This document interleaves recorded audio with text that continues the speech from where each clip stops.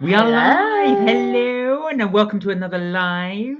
I'm just putting on some lipstick because my lips feel very chapped. No, do they? Well, because it's cold. Plus, as well, I just want to eat your ears. They are You see, I wanted a little treat. I feel like two little donuts. I should have a little treat. Hello, Hi, Charlie. Charlie. How are you? You okay? I hope you're well. What have you been up to, Charlie? Anything exciting? So, as everybody, welcome to the live. We are live, as you know, and it's on this very cold and wet and windy day. I know. I got my cardigan on. You can't quite see, but I've got my little cardigan Well, I got on. my little thing.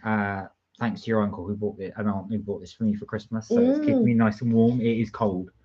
Yeah, and like I said, I felt my lips were a little bit chapped, so I've got on a little bit of sort of like a lip seal, like a lip balm. But there we are. So, welcome, like I say, greetings to everybody as well on this fine Tuesday. Somebody, mentioning no names, has got 876 followers. Wow. Congratulations. Cheers to that, Charlie. Cheers to that. It's only water, but cheers to that. Well done. That's really, really good. You must be happy. You're not long. What would you say? How many's left now? He's got to do 120 something. 124. That's not bad, Charlie. 124 and you hit 1,000. So with 1,000 subscribers, what can Charlie do? If he has 1,000 subscribers and 4 hours watch time, then he can be monetized. So you can make some money, Charlie. We will see. Well, we hope you'll get there very, very soon. But you really have increased that quickly, because when you were first watching our lives, I think you were on something like 300 and something, and then you've gone up to 876. So well done. You really increased those figures. Well done. Bless you. So let us know what your watch hours are, because it's when you hit the watch hours that's when you can be monetized. Wow. So, there you go. We've still got a little way to go. What are we on? 800 and something. We are 867, I think. Yeah. So we've got 100 and something to go, and then we can be monetized. So we're chasing you up, Charlie. We're chasing you up behind. So what has everybody been up to this weekend? Did everybody have a good week? Did everybody have a good weekend? We did not do much. I'm not going to lie. We have big plans to do X, Y, and Z. So the Singularity, we do apologise. We were going to go into London, but it was so cold. You changed your name. Keegan changed your name to Andrew Dolby Adventures. Okay. There you go. Well, hi, Keegan. How are you, Keegan? Well. You're okay. How many followers have you got, Keegan? If you sort of like do lives, or you have a YouTube, let us know like how many sort of followers you have and things like that. We're like really interested, actually. We're good to see as well. But going back to our weekend. So like I said, we were really bad. I spent all of Saturday, and I mean pretty much all of Saturday, taking down Christmas decorations. Yeah, you did. It took me an entire day almost to take them down. Box them up and then put them up in the loft. Oh, Keegan's in McDonald's in Doncaster. Oh wow! So what are you having? Are you doing your usual, which is burger and chips? So you're having some of your little elf? What are you eating? Let us know. No, I was going to say, because what I noticed when we did the Christmas decks, so I put some up one day, and we sort of gradually did them over about a week. Yeah. So taking them down took me an entire day to do. But at least you didn't take it down during the week. You did it all in one go. No, I did it all in one go. Yeah, and then we put them up in the loft. Oh, he's waiting for his food. So I think that, and we sort of had kind of a color scheme this time, whereas normally we would just put anything up, anything Christmassy we would put up and stuff like that. So you can see we had the Santa hat. Now you'll notice that Madam still got her birthday cards up. Oh, you've got a bit of a cheat, because you have yours up for like 6 months. No, I don't have them that long. I'm like, it's time to take them down. So Yuka still got yours up. So she still had. So those are actually birthday cards. They're not Christmas cards. But as you can see, all the elf things that we had are no longer there. The Christmas hats that we had, which were there and there, have gone. And of course, obviously, you haven't seen this side, but there was loads of Christmas decks this side, so they've all gone down as well. Yeah, and we had some Christmas cards on that side as well. Yeah, so they've gone down as well. I know, Keegan, you had your Christmas tree, which you had stone and stuff like that. But I'm assuming you've now thrown that out. It does generate a lot of stuff though, doesn't it? Christmas, all the stuff you got to take down is a lot of work. Yeah, I think that's what Christmas is, though. It's sort of like a lot of work to put up and a lot of work to put down. But if you partake in Halloween as well, like a lot of people decorate for Halloween and everything else. We do it, but and then take down. But we don't really decorate. We have a few things around the house, but we don't decorate. Like my cousin, his son was born on Halloween, and they properly decorate the house and everything. They have all Halloween stuff. They have like a mini Halloween party and all of that. So yeah, they really go all out. But we just dot a few things around the house. Yeah, this is true. So the house, and it does feel, I don't know if anybody feels the same, but it does feel bare. It does really bare. So Keegan asked, what have we been doing today? So I was watching a Netflix thing yesterday, and I finished it off today, and it's called I won't say the word, but it begins with a B, so swear word, The Bee Son and the Devil Himself. Oh yeah, you've been watching that, haven't you? So I watched that. It's a British series, and it's on Netflix, and it was really good, and I just finished it today. So I did that. Watched that yesterday because I was just binge watching it. I was filling out some applications today, and yesterday I was looking. So I bought a new baking book. I don't know if you want to grab it. It's just on the sofa there. I shall grab it. There's actually two on the sofa there, so I don't know if you want to grab both of them. There's one there, and there's one just under there.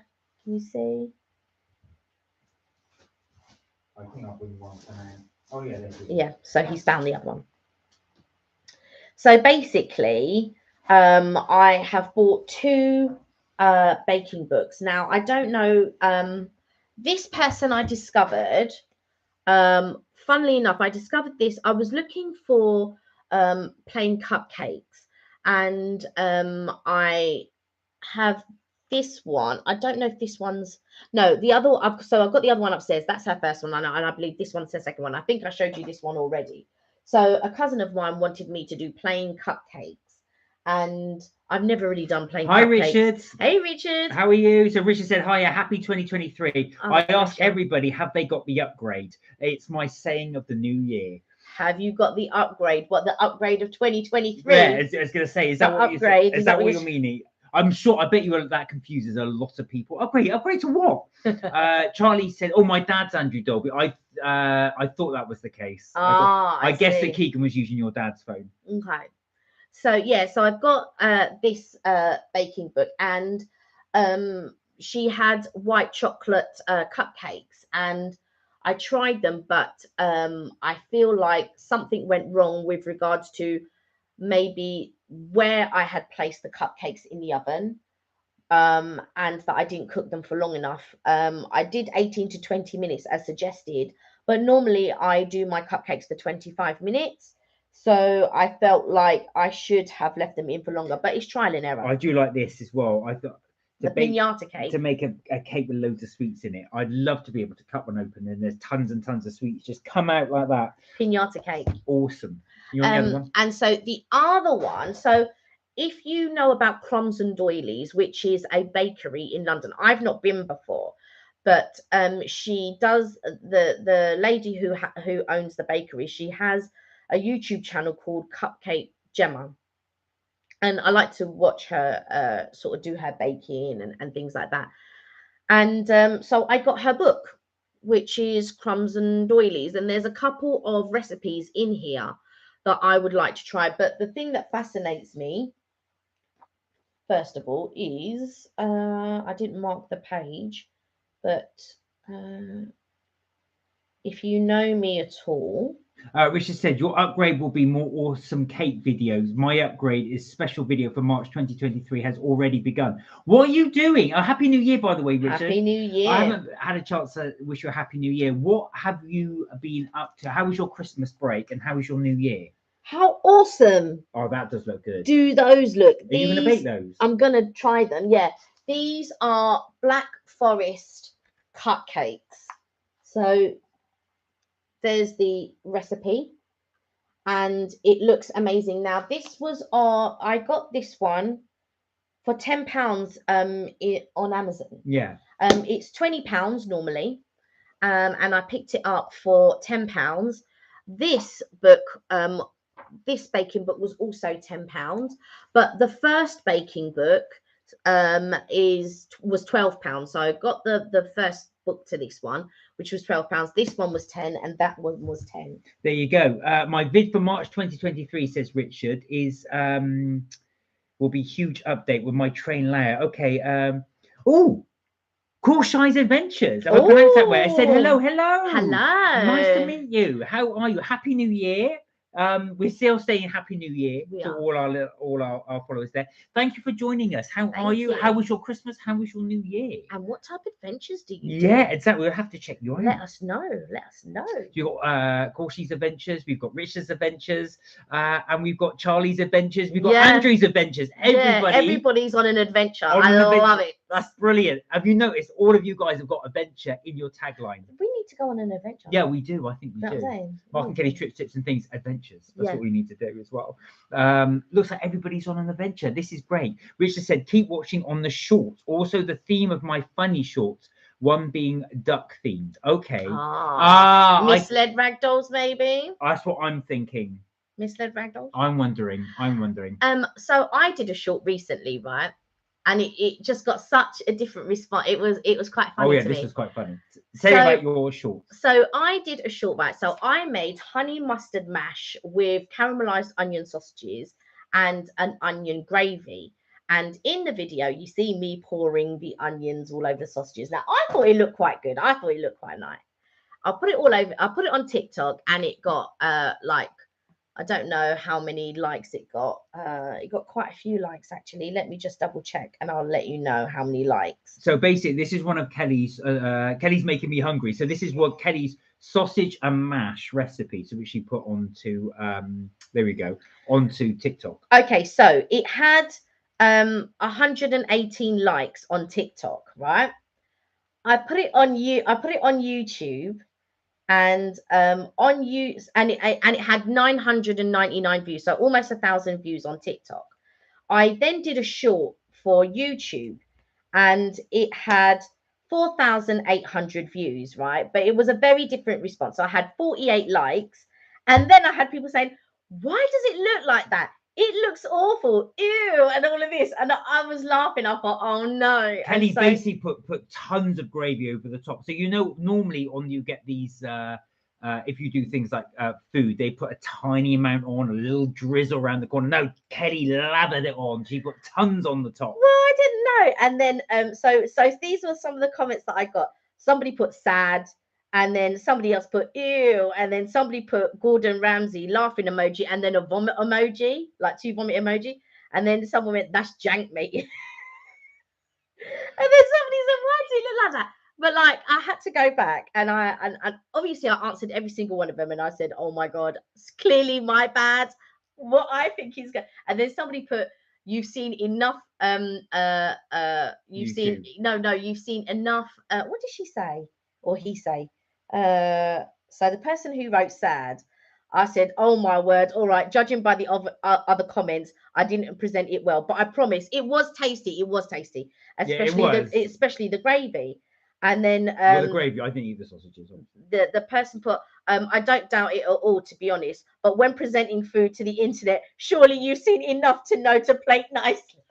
Just lather it all on the top. And I was just like, Richard's right. He said, "Look at it this way: you grab the views." That is true. It did get the attention. Maybe not quite the attention you were hoping for. Yeah, you know, I didn't feel bad about it or anything else, because everybody's view is different. Yeah. But it just made me laugh that people like didn't like it, or you know, they're going ew, and I was just like, oh no. So I just thought it was really funny. But like I said, I answered each and every one. I didn't take it in any bad. Do you know what I mean? I just thought it was quite funny. There you go. I mean, it's easy. Has anybody? I know because there's quite a few people here that do their own YouTube videos. Has anybody ever done that? Have you ever uploaded a video that's got you some weird comments or comments you weren't expecting, or actually, in fact, more pleasant ones that you've ever had? Richard said my Hornby interview on the is it TT? Yeah, TT120 model trains sets up arguments, but views rolled in. Well, do you know what? That's it. With an enthusiast thing like that, it's going to. So if you check out our video, I did one on the gaming chair, which is just over there. Oh, you still get comments on that? Somebody was asking you a comment the other day. Years later, I'm still getting comments on Yeah. it. So we posted that up during the pandemic. 2020. Yeah.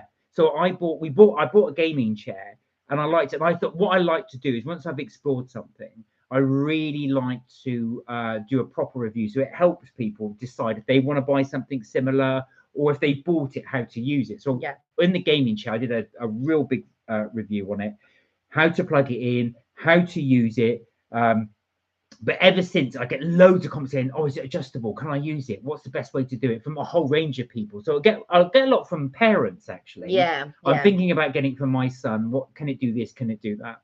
So and I think sometimes when you use something, you may use it for like a year or two or whatever, and then you don't really a bit like the Tassimo machine. So like we used it for a few years, but we don't use it anymore. But it still gets loads of reviews. So if you do want advice on any of the stuff you've seen, please always feel free to ask us in the live. Yeah, but just to let you know, we don't use the Tassimo anymore purely because we've got a Velvetizer and we've got a Virtuo, an Espresso.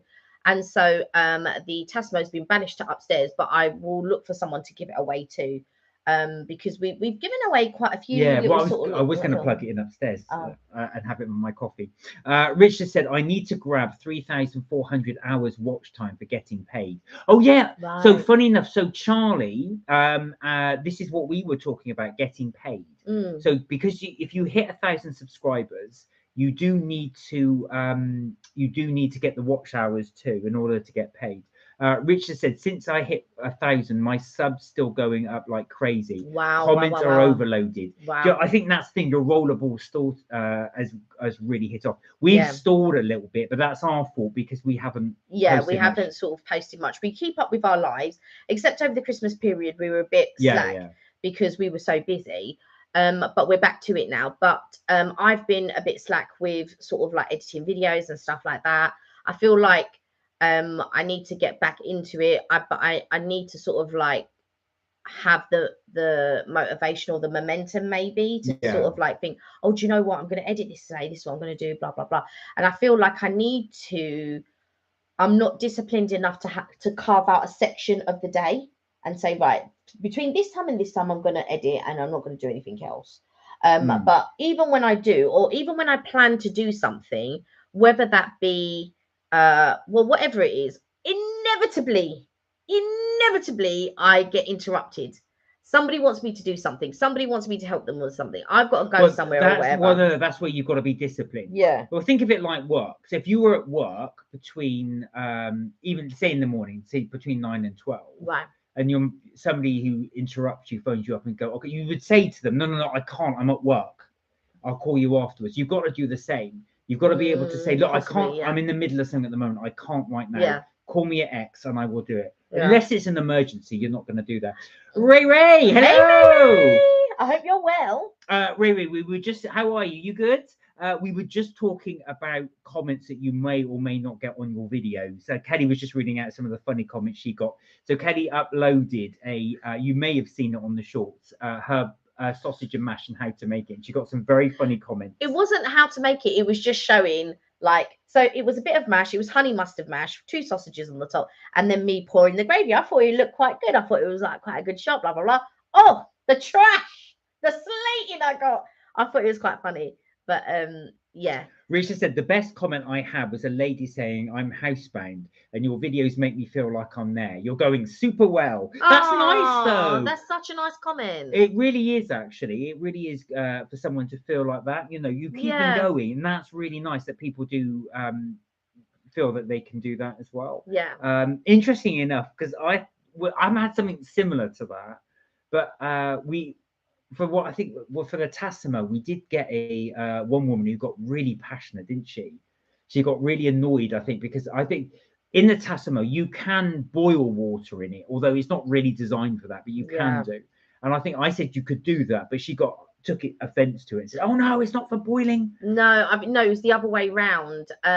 We said you shouldn't use it because it's rinse water, and then the woman said it's not rinse water and all of this type of stuff, and I said, well, there's no instruction on there to say that it does just hot water. There is no instruction. Ray says, I saw your video and I thought it looked nice, but I saw the comments were brutal. Yeah, I was just like, oh, but do you know what I mean? I took it all in good fun.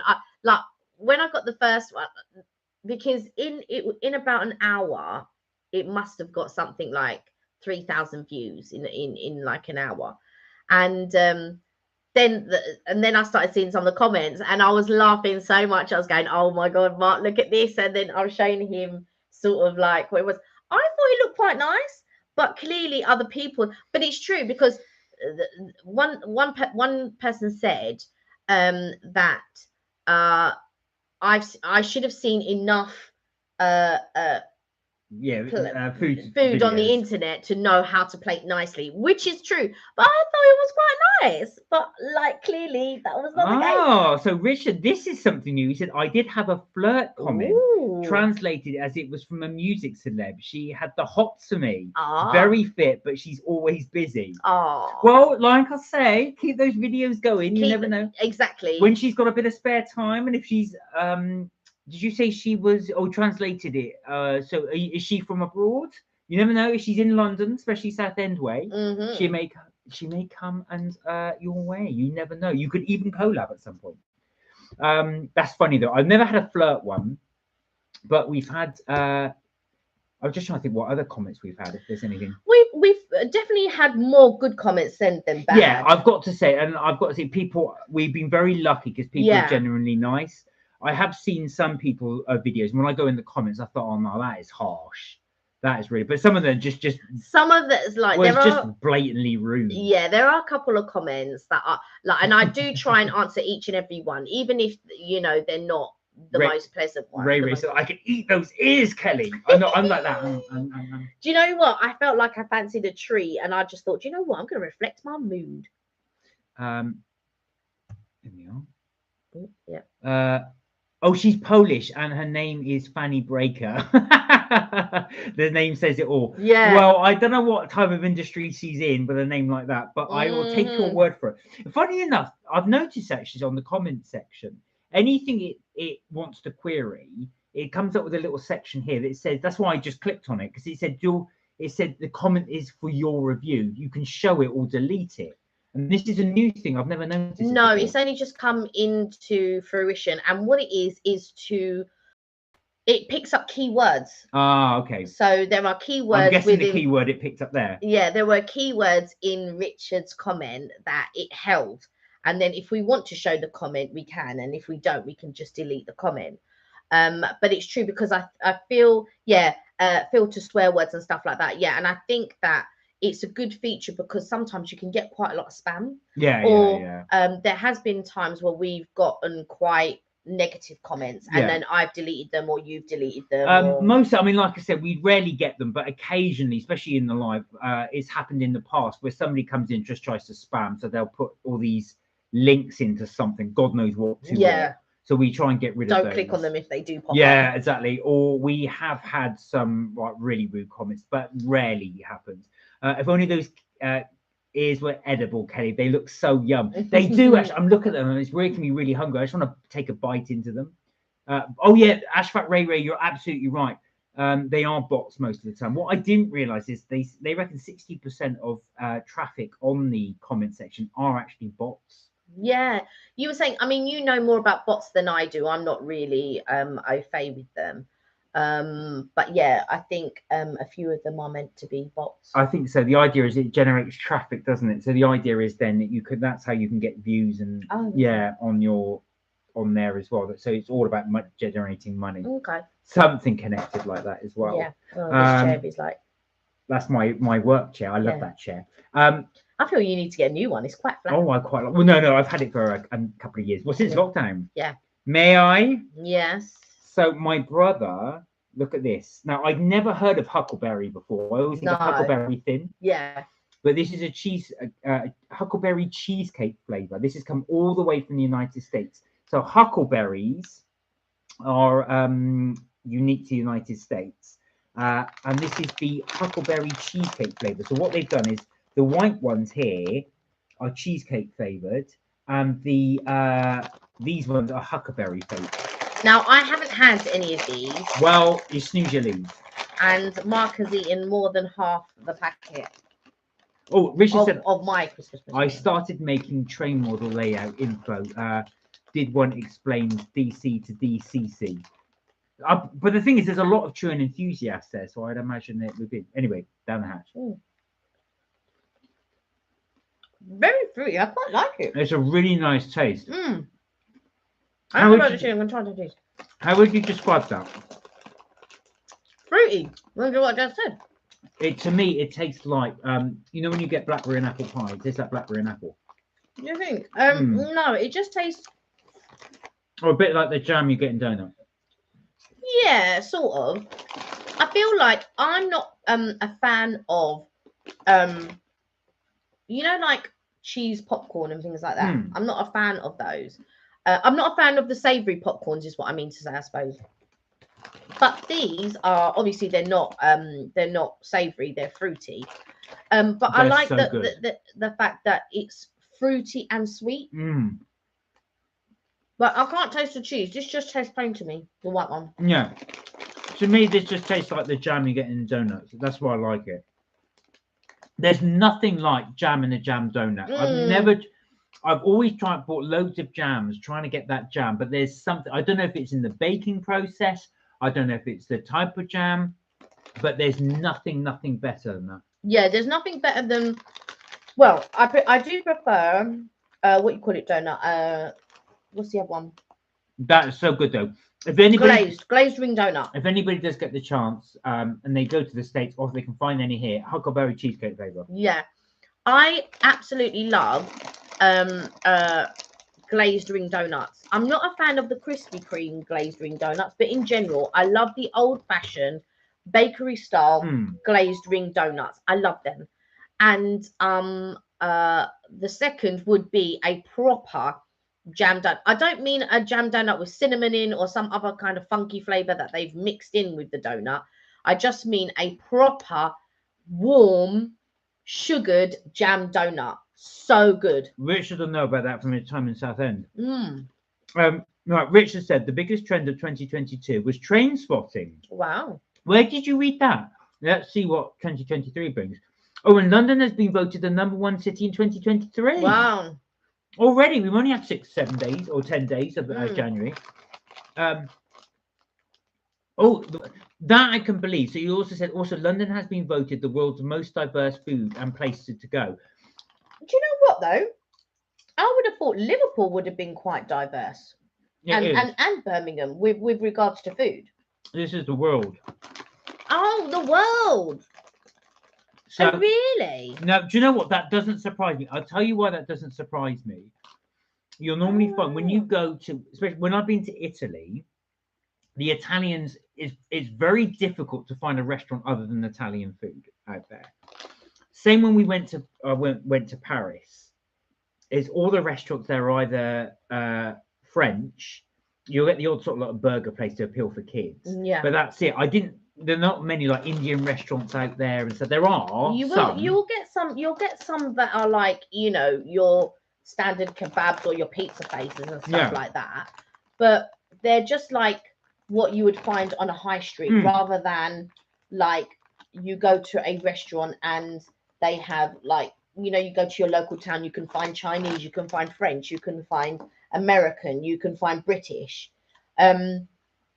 There are lots of British restaurants, so it is so we are very much, I feel, in the UK, food wise, especially in the main cities, you will get diverse food, but when you do go to somewhere in Europe, I don't find as much diversity in food, but maybe there are, but maybe there were like a Lebanese or Persian or somewhere like that in front. Maybe they might have that. So I'm gonna have a few more of these in around quick. So even in our local hometown, there's loads actually of different types of restaurants. So I do believe that actually one person's theory is because English food isn't good, they said to me.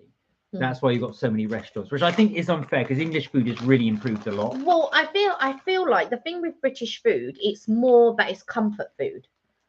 And maybe that's why it's not as popular in other countries, because they have, like, even we're lucky even if we get a hot summer.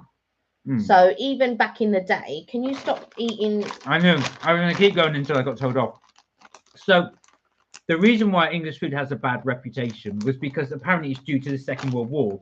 So when the US troops were stationed here back in the 1940s, they said that obviously there was rationing. So English food was it was just terrible. And they brought that reputation back to the city. Oh, don't eat in England. The food is awful. But English food, I've got to say, has improved massively.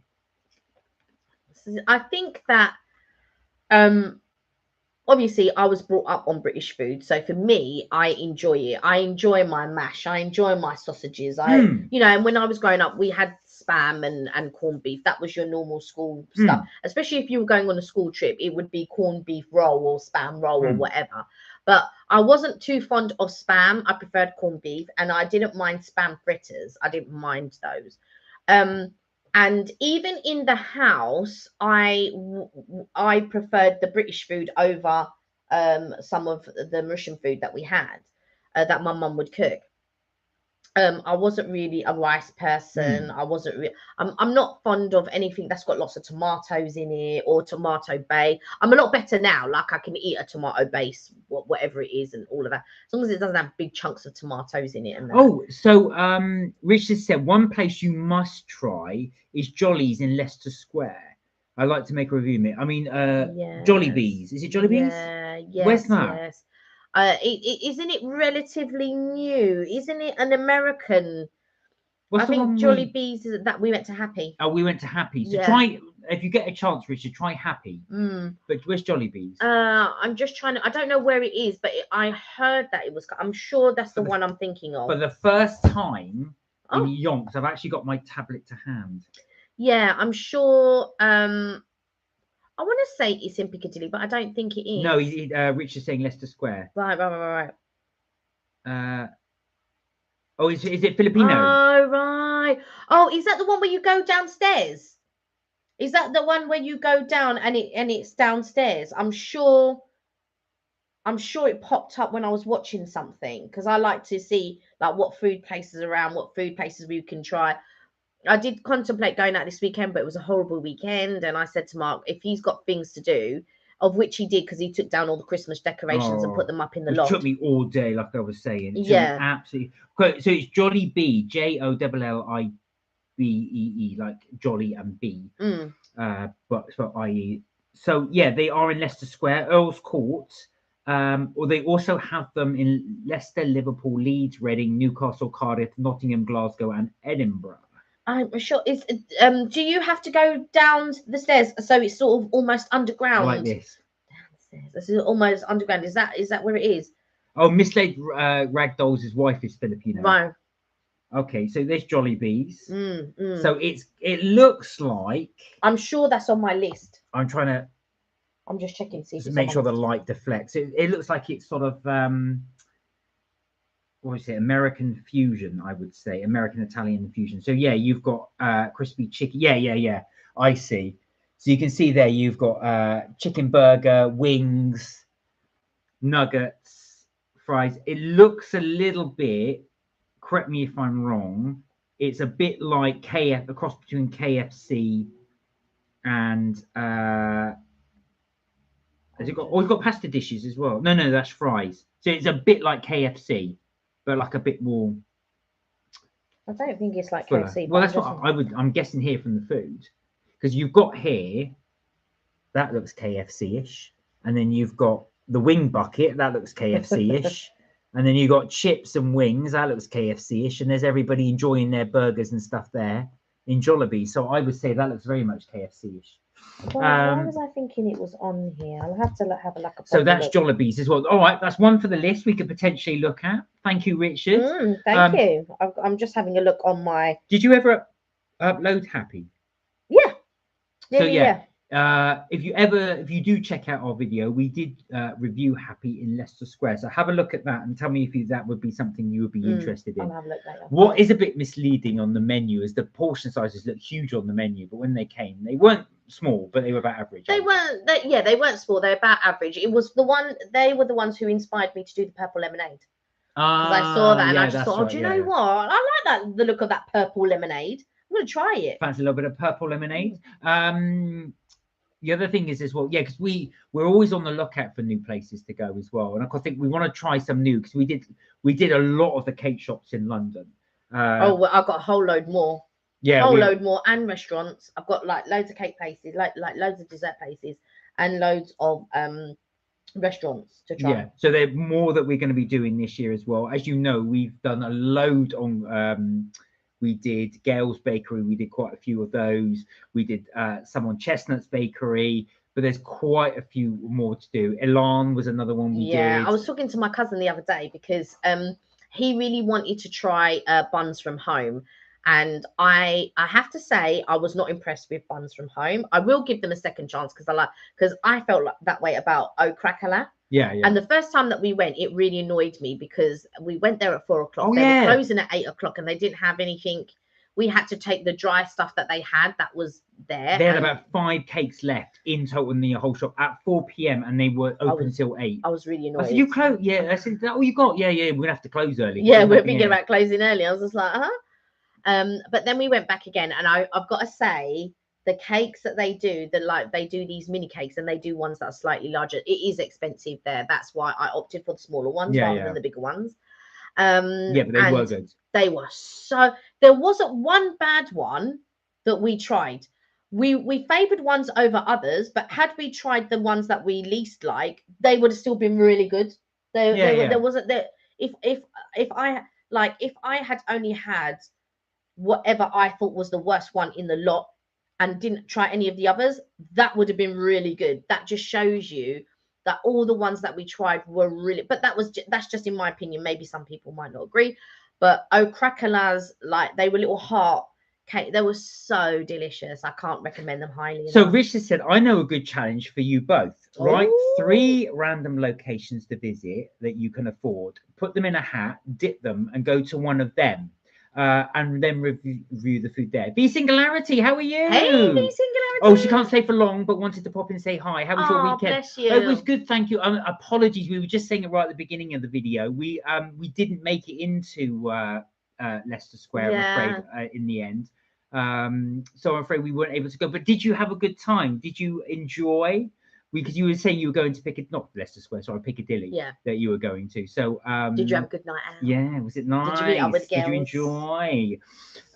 We were just talking about future videos as well. So Richard came up with a good suggestion that we do dip 3 in a box, pick one out and say, right, that's where we're going. So what we tend to do actually, Richard, so we try and maximize our videos how we can. So what we try and do is we'll go to one particular place, say Soho, and we'll check out all the places we want to do in Soho. So we try and film everything in one go so we can upload them on several videos going forward. But actually, I do like that idea of doing the dip. I like the idea of doing the dip. So we could choose 2 places each that we would like to try. Yeah. And then just, choose one that we might, do you know what I mean? So we've got 2 choices, but I can imagine me not liking whatever Mark's picked. I'll be like.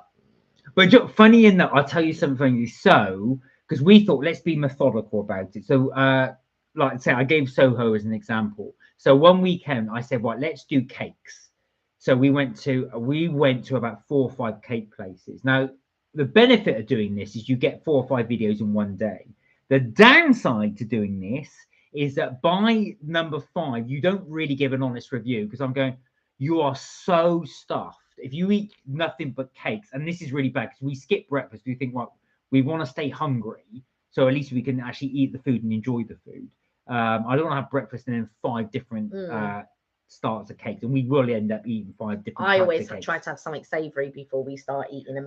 Yeah, but we do the 5 cakes anyway. So when we get to say 5, I'm always guilty. I'm not doing an honest review because I'm sitting there and let's say I've got this as a cake. I'm sitting there going, so this cake looks delicious.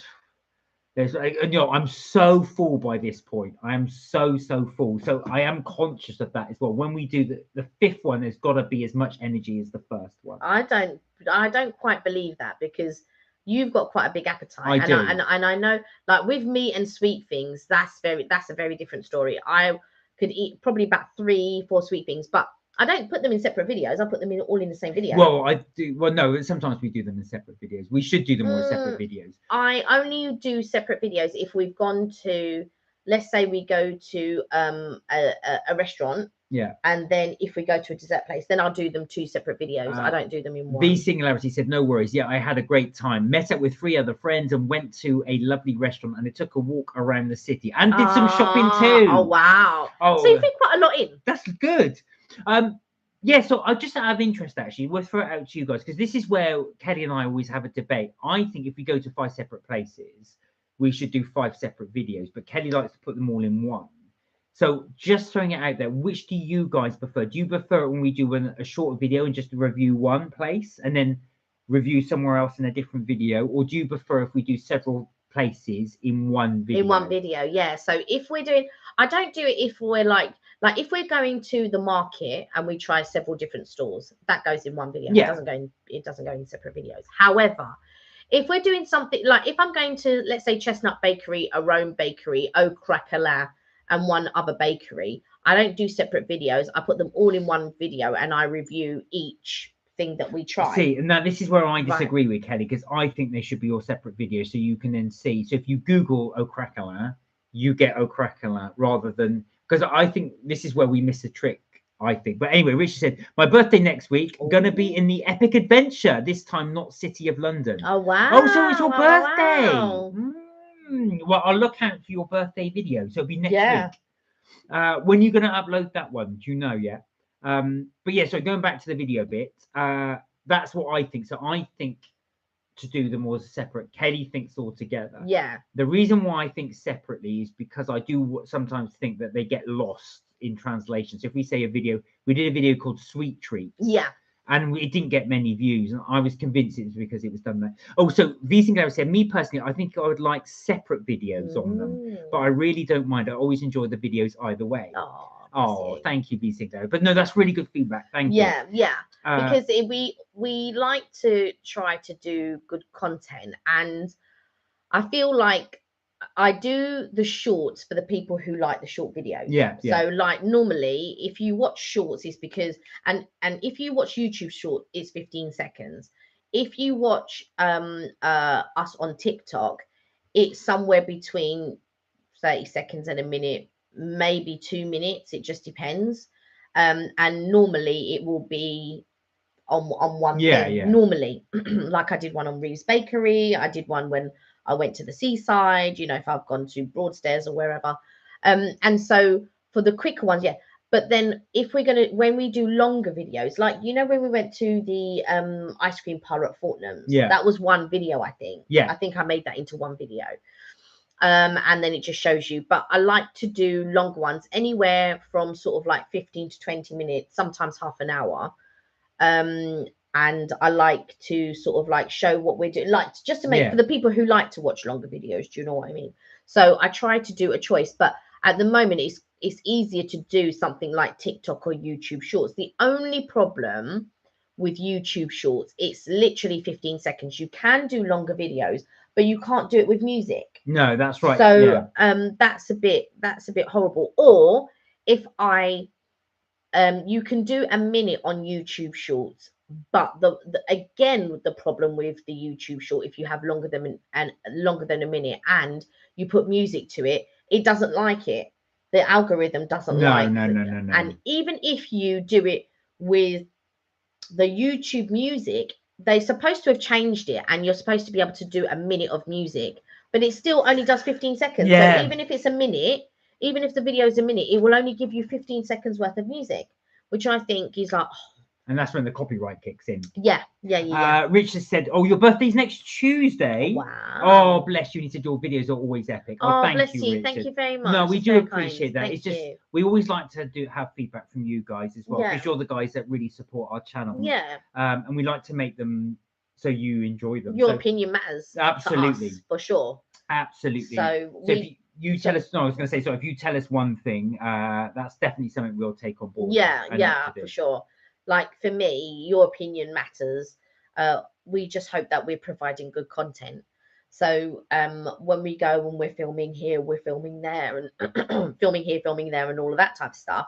I just want to know that I'm including good content, and like I'm quite good at editing in general, as in if I need to edit like scripts, or if I'm writing something and I need to edit it, I'm quite good in keeping in the, my teacher always said that. He goes, well, I remember he did a monologue for me, and then I needed to cut it down for auditions for like 2 minutes or something like that.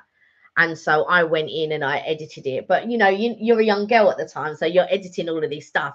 And, you know, when somebody thinks, oh, God, now I've got to look at her. No, she's not good. And then when it looks at it, goes, oh, my God, this is really good. You've kept in all the main parts. And I was like, yeah, because obviously in my mind, my mind works that way. So I know when I can keep things in and take things out. The problem is sometimes we've got so much good stuff. Yeah. And I really want to put them all in, and I can't. And then sometimes I break them into video 1, video 2. I don't know if people like that. Well, I do wonder that actually, because when we do it in parts, it doesn't seem to do well. Or I've noticed that. So weirdly, you would think it would go downwards. So you'd say part 1 would get the most views, and those that don't like part 1 won't bother watching part 2 and part 3. And then, but so weirdly, like part 2 will get way more views than anything else. I've never understood that. Yeah, it's like really weird. Sometimes it's one of the other ones that do really, really well. But yeah, you're right. Some more often than not, part 2 will be better than like all the other parts. Get more views. Yeah. Richard said, "Oh, my mum said this year I'd like to see Kelly's young man. Well, when I meet him, I would." No, do you know what, Richard? I really did want to meet you and your mum. Unfortunately, it was just on the. Well, I can't remember why. What was it? Was it a working day? Or was I ill? I can't remember. I can't remember. Something had happened that day because I couldn't go. I remember I couldn't go for whatever reason. But I will definitely look to do hook up this year as well. Yeah, we'd love to do a collab again. Yeah. On something as well. So that would be really good to do. Whether it be Rochester or something else, we will look to do. We must come to Southend because we've been saying we would do that. Oh, we've been saying Birmingham. We've been saying Liverpool. We've been saying so many different places, and inevitably I'll look something up. And we didn't do much travel last year. I think, where did we go? We did we, was it last year? No, that wasn't last year we did Bath, but we did go to Wiltshire. Yeah, we did. Yeah. So which we did do some videos for. But see, Rich has got the right idea. He said, I've got plans for January, February, March, and even July. Yeah, we haven't planned anything This is where Kelly and I aren't so good at, because we tend to plan like a week in advance, which is not good. We should really do a lot more forward planning. So I might say, what do you want to do this weekend? She'll go, oh, let's go to such and such a place. She'll check. So Kelly will have a list of places she wants to do. We just work down the list. But sorry to interrupt. Eurostar have just released £39 each way seats for Paris, Amsterdam, no, Paris, Belgium. It's not, and it's one other place. It might be Amsterdam. It's 3 places. Yeah, I think it's Brussels. Yeah, so I think it's Paris, Brussels, and Amsterdam.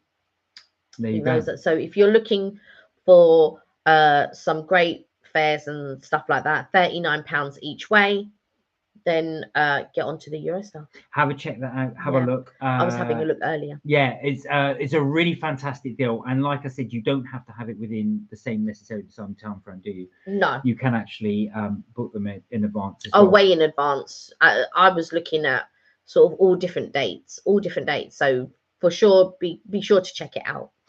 Richard said, March, I can't wait, big time. Wow. So what you got planned, or is it a secret? Are you going to keep us in suspense? Is it what you were telling me earlier on? Oh, you got something. You have to tell me that. Yeah. He was messaging me earlier, and I was just like, oh right, sounds good. I think that's a really good idea, because that's one thing Kelly and I are not, like I said, we don't do very well, is plan way in advance. Yeah. Forgot to tell you, got a free entry to Hornby Centre.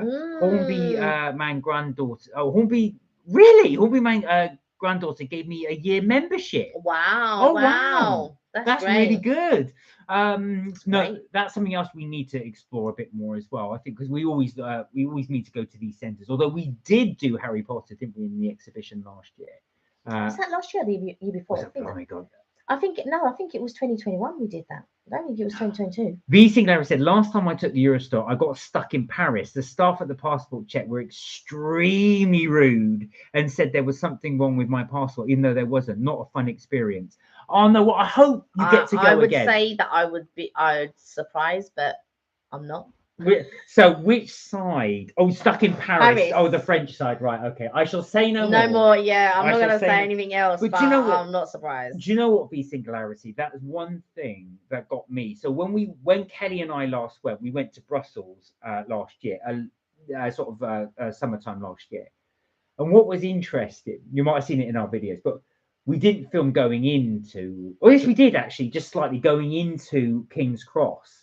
Now, the queue was massive. It was absolutely huge. Now, let's imagine that our train is, I forget what time it was. Let's say it's 9 a.m. And anyway, at 10 to 9, we're still in the queue, nowhere near the passport office. And I'm saying to Kelly, our train's going at 9 and we're nowhere near the front. And we would go, and then it was ticking along and ticking along. So we then cleared the passport office, but then there's another queue. So I said to Kelly, right, as soon as we've cleared this passport, we are going to have to run, which is not Kelly's favourite thing to do. It's not that.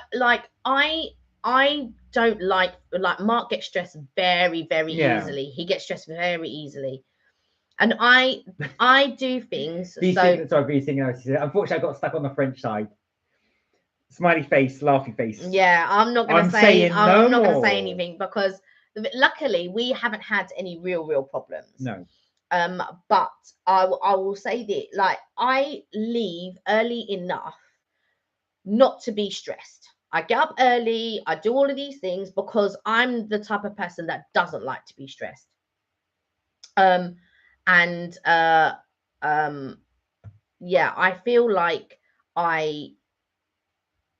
when they sort of say, oh yeah, get in the queue and all of that, you're not getting in the queue in good time because I feel like the space that they have dedicated for the Eurostar is not a big enough space. No, I totally agree, and that's the thing. We did leg it up to the thing. Now, as soon as we sat down, the train had ran. But I said to Kelly at the time, there's loads of people behind us waiting to get this train, so they would have missed it, and there was a lot behind us. And I thought to myself, it's not moving fast enough. Yeah, and they don't allow you to get into the queue until a certain time. Yeah, that's it. So we were there. I always get there at least an hour early, an hour before the hour that they say. So 2 hours early. So they expect you to be there an hour before, and I get there 2 hours before. But they won't allow you into the queue until a certain time. And sometimes it's only 40 minutes. So you've got 40 minutes to queue, get through through the barrier, allow them to check your bags. Then you've got to go through one passport bit, and then you've got to go through another passport bit. So you're going through to 2 passport bits. And then you go through and you go up the Travelator. They've got a coffee shop there and everything and they've got little duty free, but you ain't got time. No, do you know what? Funny you should say that. The last few times Kelly and I have gone, it's been that we've had no time to actually sit down and wait for the start. As soon as we've gone through, I'm saying to Kelly, look, we're gonna have to go. Yeah. And as soon as we've gone through, we've literally had to leg it up the escalator, get in, sit down, and then as soon as we sat down, in about a minute, so the train's gone. It's gone. So I said, if we had just waited or procrastinated, we would be in that queue. Yeah, and Mark's right, I want to put the luggage there and this, and because he's getting stressed, it makes me stressed, and I don't like to be stressed. I'm not a stressed person. That's why I try to do everything because I don't want to be stressed. So I was going to say one tip I would give you is do try and get in that queue early, even if you're on a set time. I'll tell you why, because the other thing I've noticed is as well, if you get there late, which we have done, and we're just getting on. All those little cubby holes they got to put your luggage are very small. They're all taken up, so you've got nowhere then to put your suitcase. Yeah, Mark panics about that. He really panics. Because we get in, I make sure we get in first. You get first dibs. I go, right, it's gonna go there, and I did put it nicely so there's enough room for everybody else. But if you're there late, forget it. Yeah. Right, this is Richard's comments. Things. So he said, "Oh, the French are weird. My last trip went to Lille, and passport control gave me a funny look because I was excited because West Ham United had won a game. When I looked at the Wi-Fi, the French are so firm. I understand that taking the Eurostar can be very stressful. Yeah, like I said, I tried to get there, and we even had my mum's friend drop us.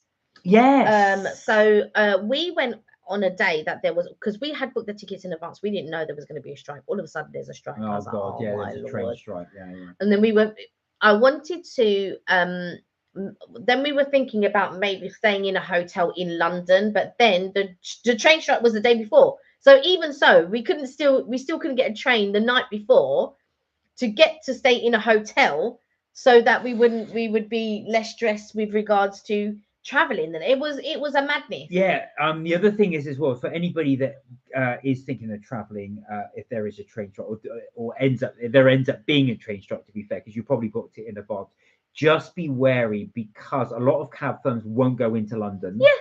And also as well, all the fares for not for cabs but for hotels massively shoot up. Yeah. So we were looking at £250 for a rubbish hotel for one night, and I thought this is ridiculous. Yeah, it was crazy. And luckily, my mum's friend has a black cab, and it just came to me, and I just thought, I wonder if I could call my mum to see if he could drop us. And he did, bless him. He was amazing. He picked us up. Luckily, I had baked cake. I can't remember what I baked cakes for. You baked cakes for somebody's birthday. I think you had a load left over. And I had some left over because he won't accept. Like, we've tried to pay him so many times. Yeah, he's so nice. And stuff like that, and he won't accept it. Bless him. And I was just like, oh my God. So we tried to give him money and he wouldn't take it. But luckily I had baked cupcakes and I said, please take these. And he goes, did you bake? He was like, did you bake them? And I was like, yeah. And he goes, oh, I'm going to have these with a cup of tea. But yeah, bless him. He was able to take us. We were so lucky. We were so blessed. Yeah, that was crazy. Joke, but also a fact, says Richard. The world only revolves around an astronaut and is it an ISS? Or is it revolves around an astronaut? I don't know.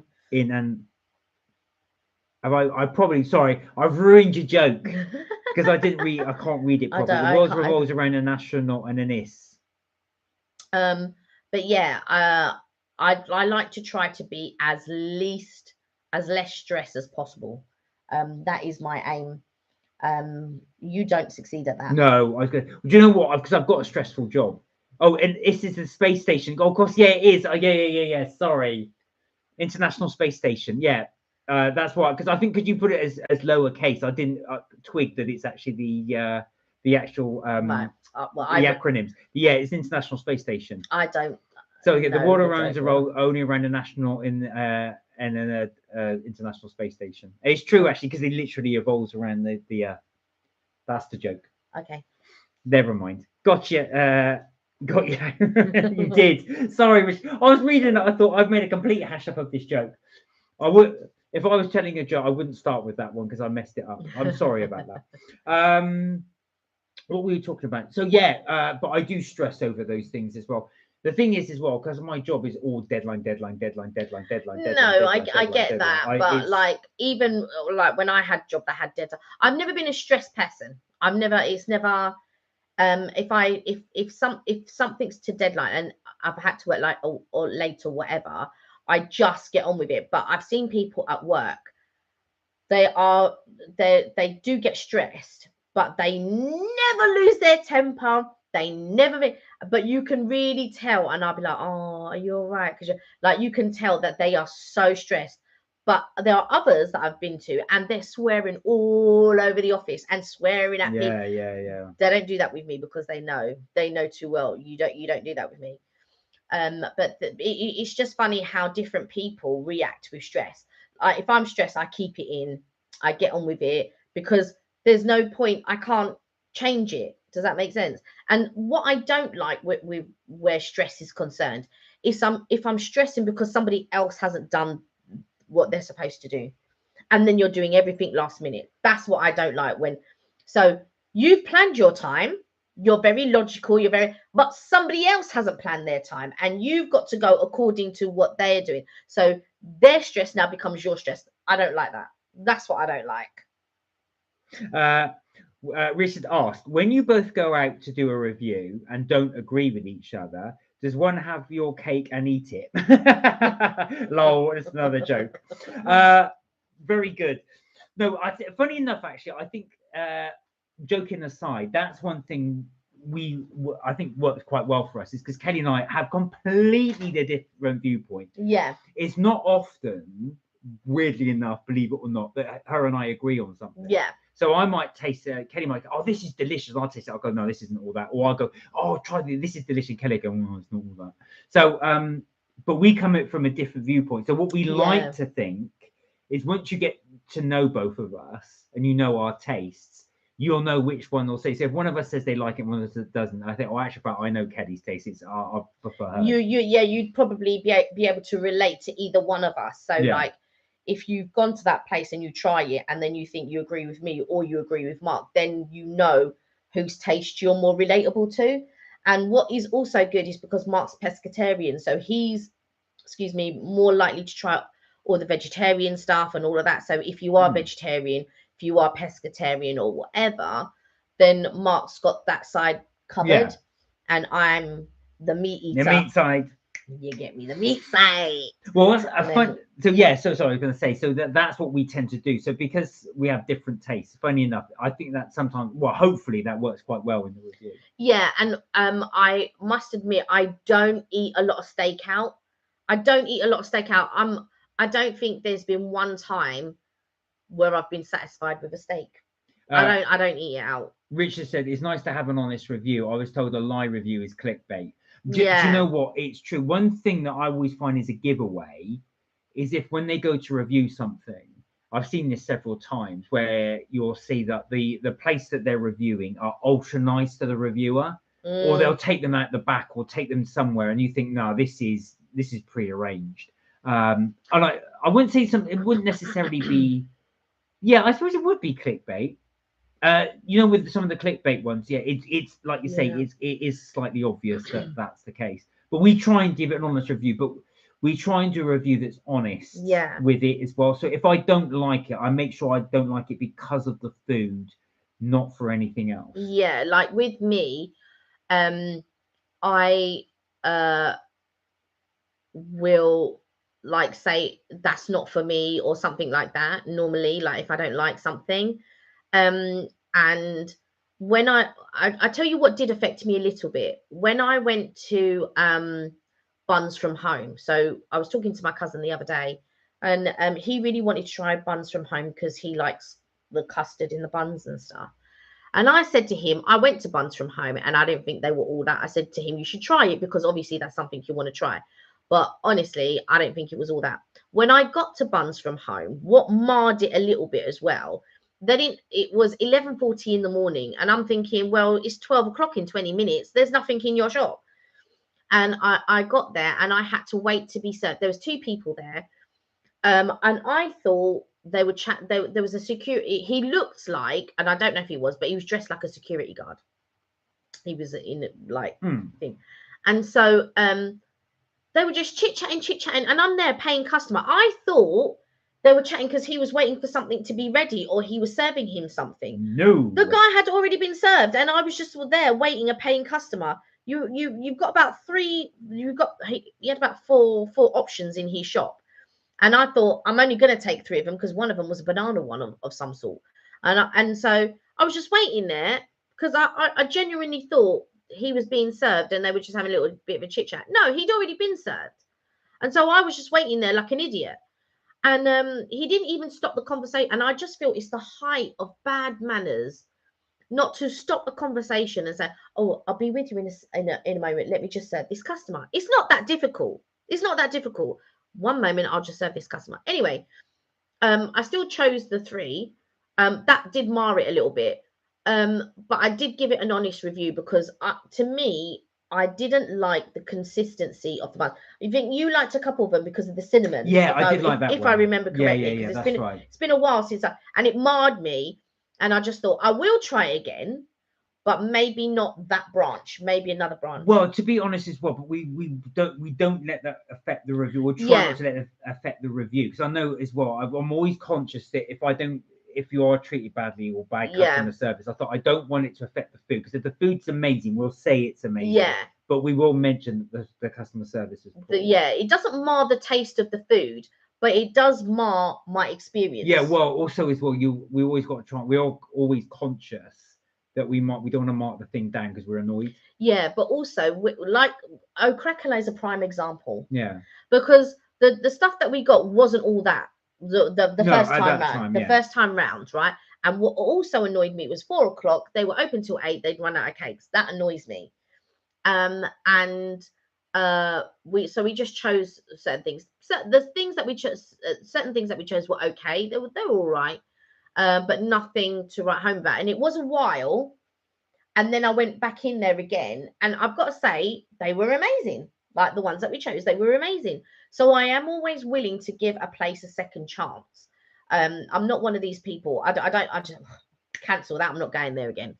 But I felt like that one. But even one Georgina, who sometimes comes on, she was saying that her experience was the reverse. So she had really good customer service in there. Like her customer service was on point, but she didn't think much of the buns. Oh, V Singularity says, so I just remembered I bought the birthday cake Bailey's yesterday. Ooh!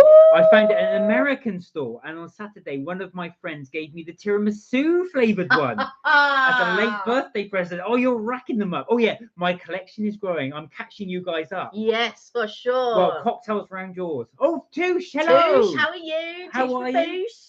How are things? You well? We were just talking about our video reviews, any weird comments that we had, and we're just amazed that V Singularity is now catching us on the Bailey's front. So you can see our Bailey's ones there. Yeah. Although I've got some of my coffees in front now. I don't think that you like. Yeah, you can't see. Yeah, you can't see all of them. Can't see all.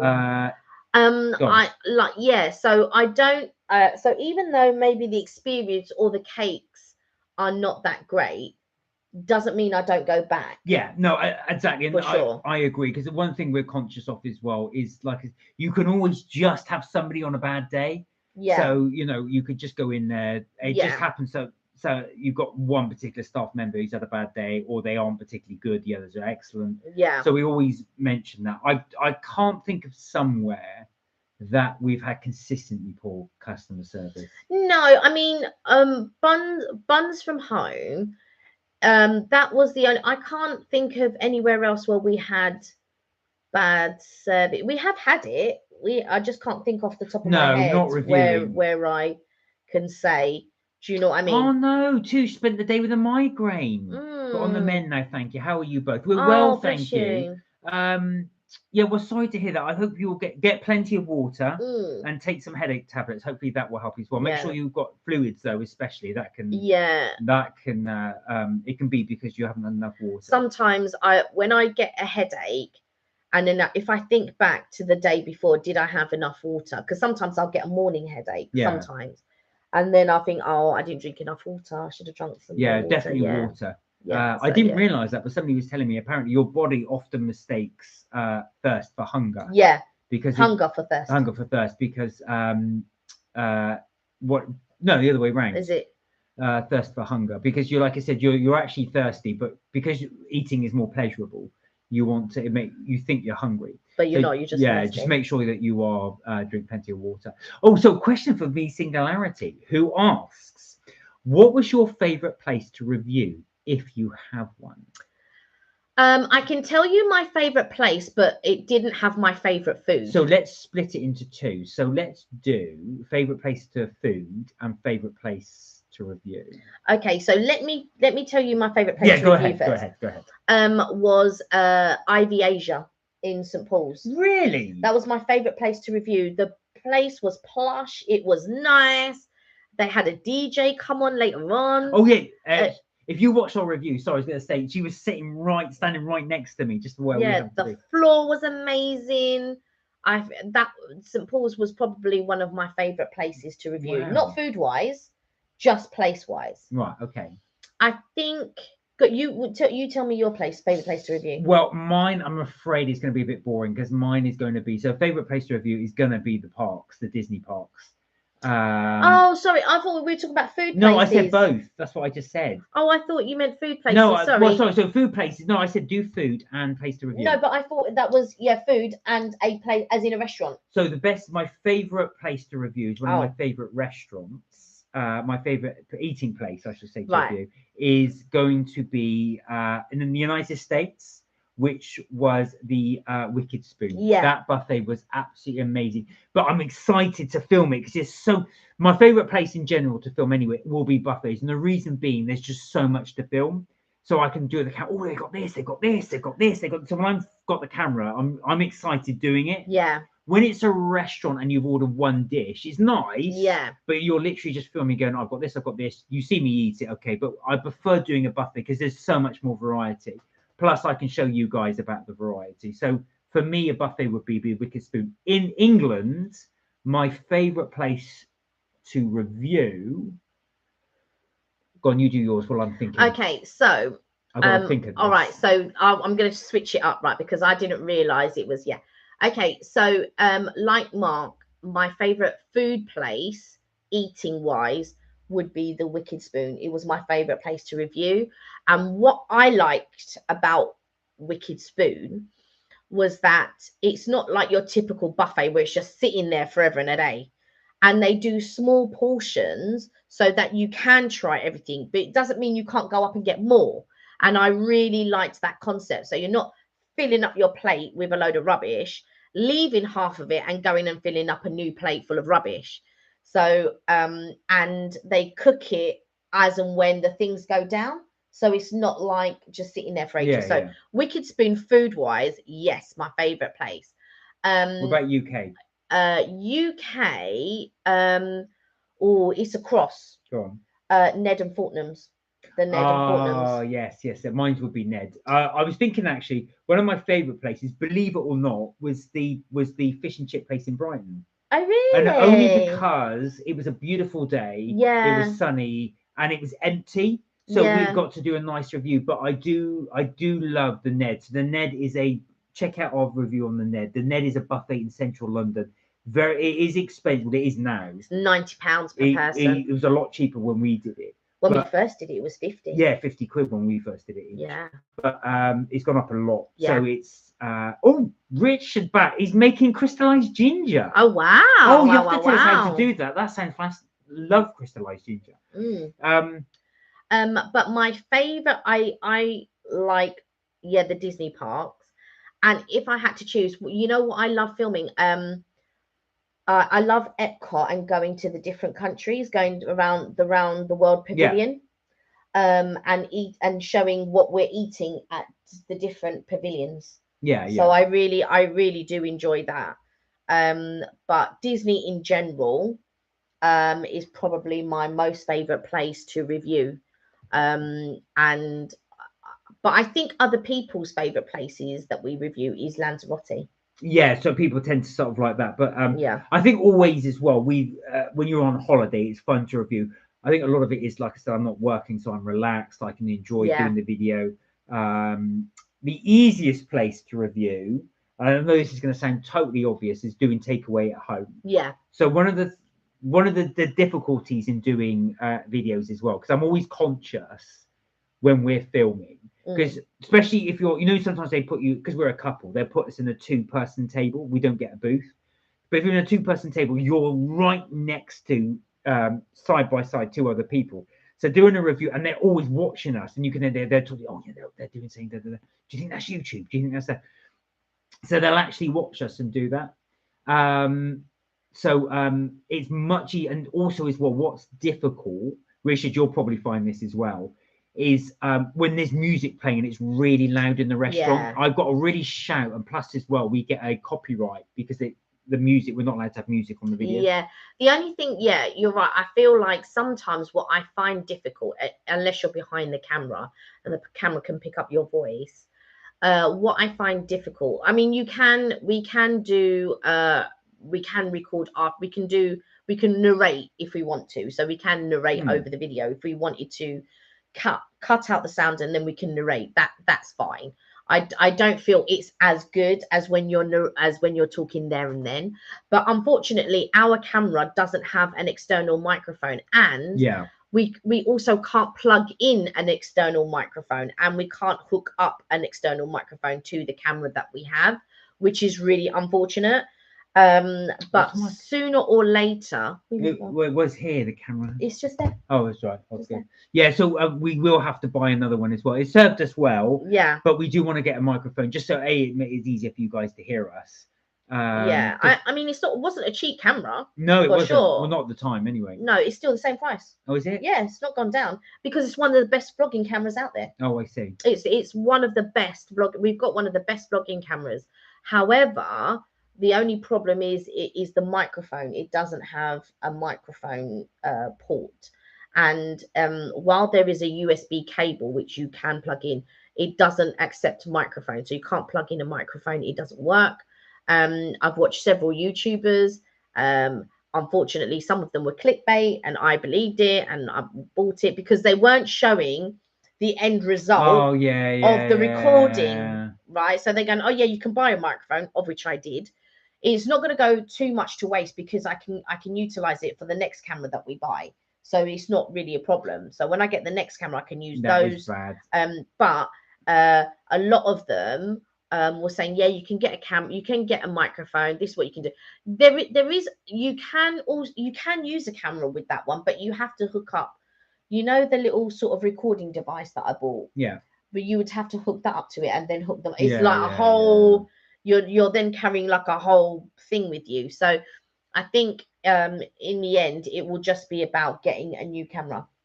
Richard said, I do have a secret recipe for ice cream. 99 cupcakes. Sorry, ice cream, the 99 cupcakes and beach sand in a bucket. I'll inbox you these ideas. Okay, we'll take a look. So for sure. A 99 ice cream, cupcakes and beach sand. That's interesting. Yeah, for sure. Is that actual beach sand, or have you got an idea to having like sugar as the sand? Or something like that? When we went to the Chesterfield once, and they had, don't know if they still have it, but they used to have a beehive up on the roof, and they did a special thing that revolved around honey, and they did this little pot of soil. And the soil was like chocolate crumbs. That's right. And it was really good. And you just would have that. But yeah, some of the afternoon teas that we've been to have been quite nice. There is one at the moment. It's not it's a Be Our Guest. So it's based on Beauty and the Beast. Oh, okay. And I think it might be at the Hilton or somewhere. So I think that might be one that we should check out. Might be one we've done. We did do the Fortnum and Mason's one quite recently. So that was just late last year. Yeah, we enjoyed doing the afternoon tea ones. What ones have we done so far? We've done Charlie and Chocolate Factory. We've done Alice in Wonderland. We've done quite a few. Alice in Wonderland, Charlie and Chocolate Factory. V Singularity's got to go, but before you do, pass me your Metro. What, this one? Yeah. So this is one for you as well, V Singularity. Before you go, so Kelly was given this as a present. This is a Metro Pina Colada. So you can see in there, all the Pina Colada pieces are already in there. That's all dried pineapple and the various flavor. You fill that with rum and you leave it for 2 weeks. As you pour it out, there's a little thing to capture all those flavors. There you go. The Metro Cocktail Pina Colada. Fill that in. Let it infuse for the absolute minimum 3 or 4 hours. But it does say if you keep it for a week or so, it will be. Yeah, I think you would put. I would put Malibu in there. That's how I would do it. I'd prepare with Malibu. You could add that to your babies things there as well. But have a fantastic evening. Thank you for joining us. And yes, we will be around on the live on Friday. So hopefully we'll catch you then. Yes. So yes. Yeah. What were we saying? Wow, that's a lovely present. That looks really cool. I definitely have a look at that. Yeah. We thought you might like that one. It does look quite good. You literally just add the rum and just leave it. That is easy as that. Yeah, it just infuses Yeah. with the rum. So yeah, you could put any rum in it, but I think what I would put in it would be Malibu. Yeah. Because that's I like the flavored Malibu rum, but a lot of people will like something like Ray Nephews, which is a lot stronger, or Bacardi, or like some type of like spiced rum of some sort. But I'm a Malibu girl. I'm not into like the strong flavors. So I like Malibu, a bit of pineapple, or making a pina colada, one of my If you like faves. pina colada. So yeah, there you are. If you do like pina colada, it's all there in one little handy bottle. I quite like the idea actually. You can just fill that up and just let it ferment. And just let it infuse. We didn't check actually. So sorry, I'm gonna think. So it's actually, like I said, it's called Metro Cocktail Company. Is there a website address? Oh no, there's banana in it. I'd have to fish out that banana. Yeah, there's banana in it. Yeah, of course, because it's Malibu thing. There's no banana. There's no banana in Malibu, my dear. Oh, here you go. So you can actually top it up with coconut milk, but they said they don't put it in here. So for the entire bottle with suggested spirit, which is white rum, it said sold separate. Let it infuse for a minimum of 3 to 5 hours. Now I'm sure it did say you can go up to 3 weeks in this, but I may have got that wrong. So apologies if I did. Yeah, no, I'd need to fish out banana. I'm not a banana person at all. It repeats on me. It doesn't agree with me. Yeah, you don't like banana. No. Where did I see that? Maybe I got that wrong. So apologies from that. There you go. www.hot-shotsgourmet.com.au. That's www.hot-shotsgourmet, all one word, .com.au. That's Australia, isn't it? Yeah, that's Australia. So that must be where it's come from. Ingredients are sugar, dried coconut, dried pineapple, dried bananas, artificial flavor, color additives, contains coconut. Yeah, it's designed and done by Hot Shots in Australia. Yeah. Victoria, Australia. There you go. So if you want any more, that's the website for it. I wonder if they do any more there. They probably do. They probably do something like mojito and all of that if you're into that sort of thing. Richard said, I've got to review my niece's bread and butter pudding. It looks knackered. Oh, no. When you say review, she just made it for you. Is that what you've been making as well? Oh, no. But it might look knackered, but it might taste good. Oh, I love just like my sausage and mash. Yes, exactly. I love bread and butter. You're not a big fan of it, but I love bread and butter pudding. I haven't had a decent one. Bread pudding in the States, as they call it. But theirs is really gelatinous. It's really, yes. Yeah. Do you know what? I would definitely try a brioche one or a croissant one, but I would not try a plain bread one. Oh, do you know what? My aunt used to make it and it was not good. It wasn't good. Sorry, Auntie, but it was never good. So. Funny you should say that though, but that was the traditional one. The ones I always used to try was just white bread, buttered. They put the very milky custard in there, a few raisins, some sugar, and that's it. But like I said, the recipe has been so refined now. You can get really good quality ones. I mean, James Martin uses croissants, which apparently is really nice. Brioche. Yeah. The secret is get some decent bread. Use croissants or brioche. Dinner can be angry. It reaches boiling point. Better done. Now, that's a good one. I like that one. Have your bread and butter pudding reach boiling point?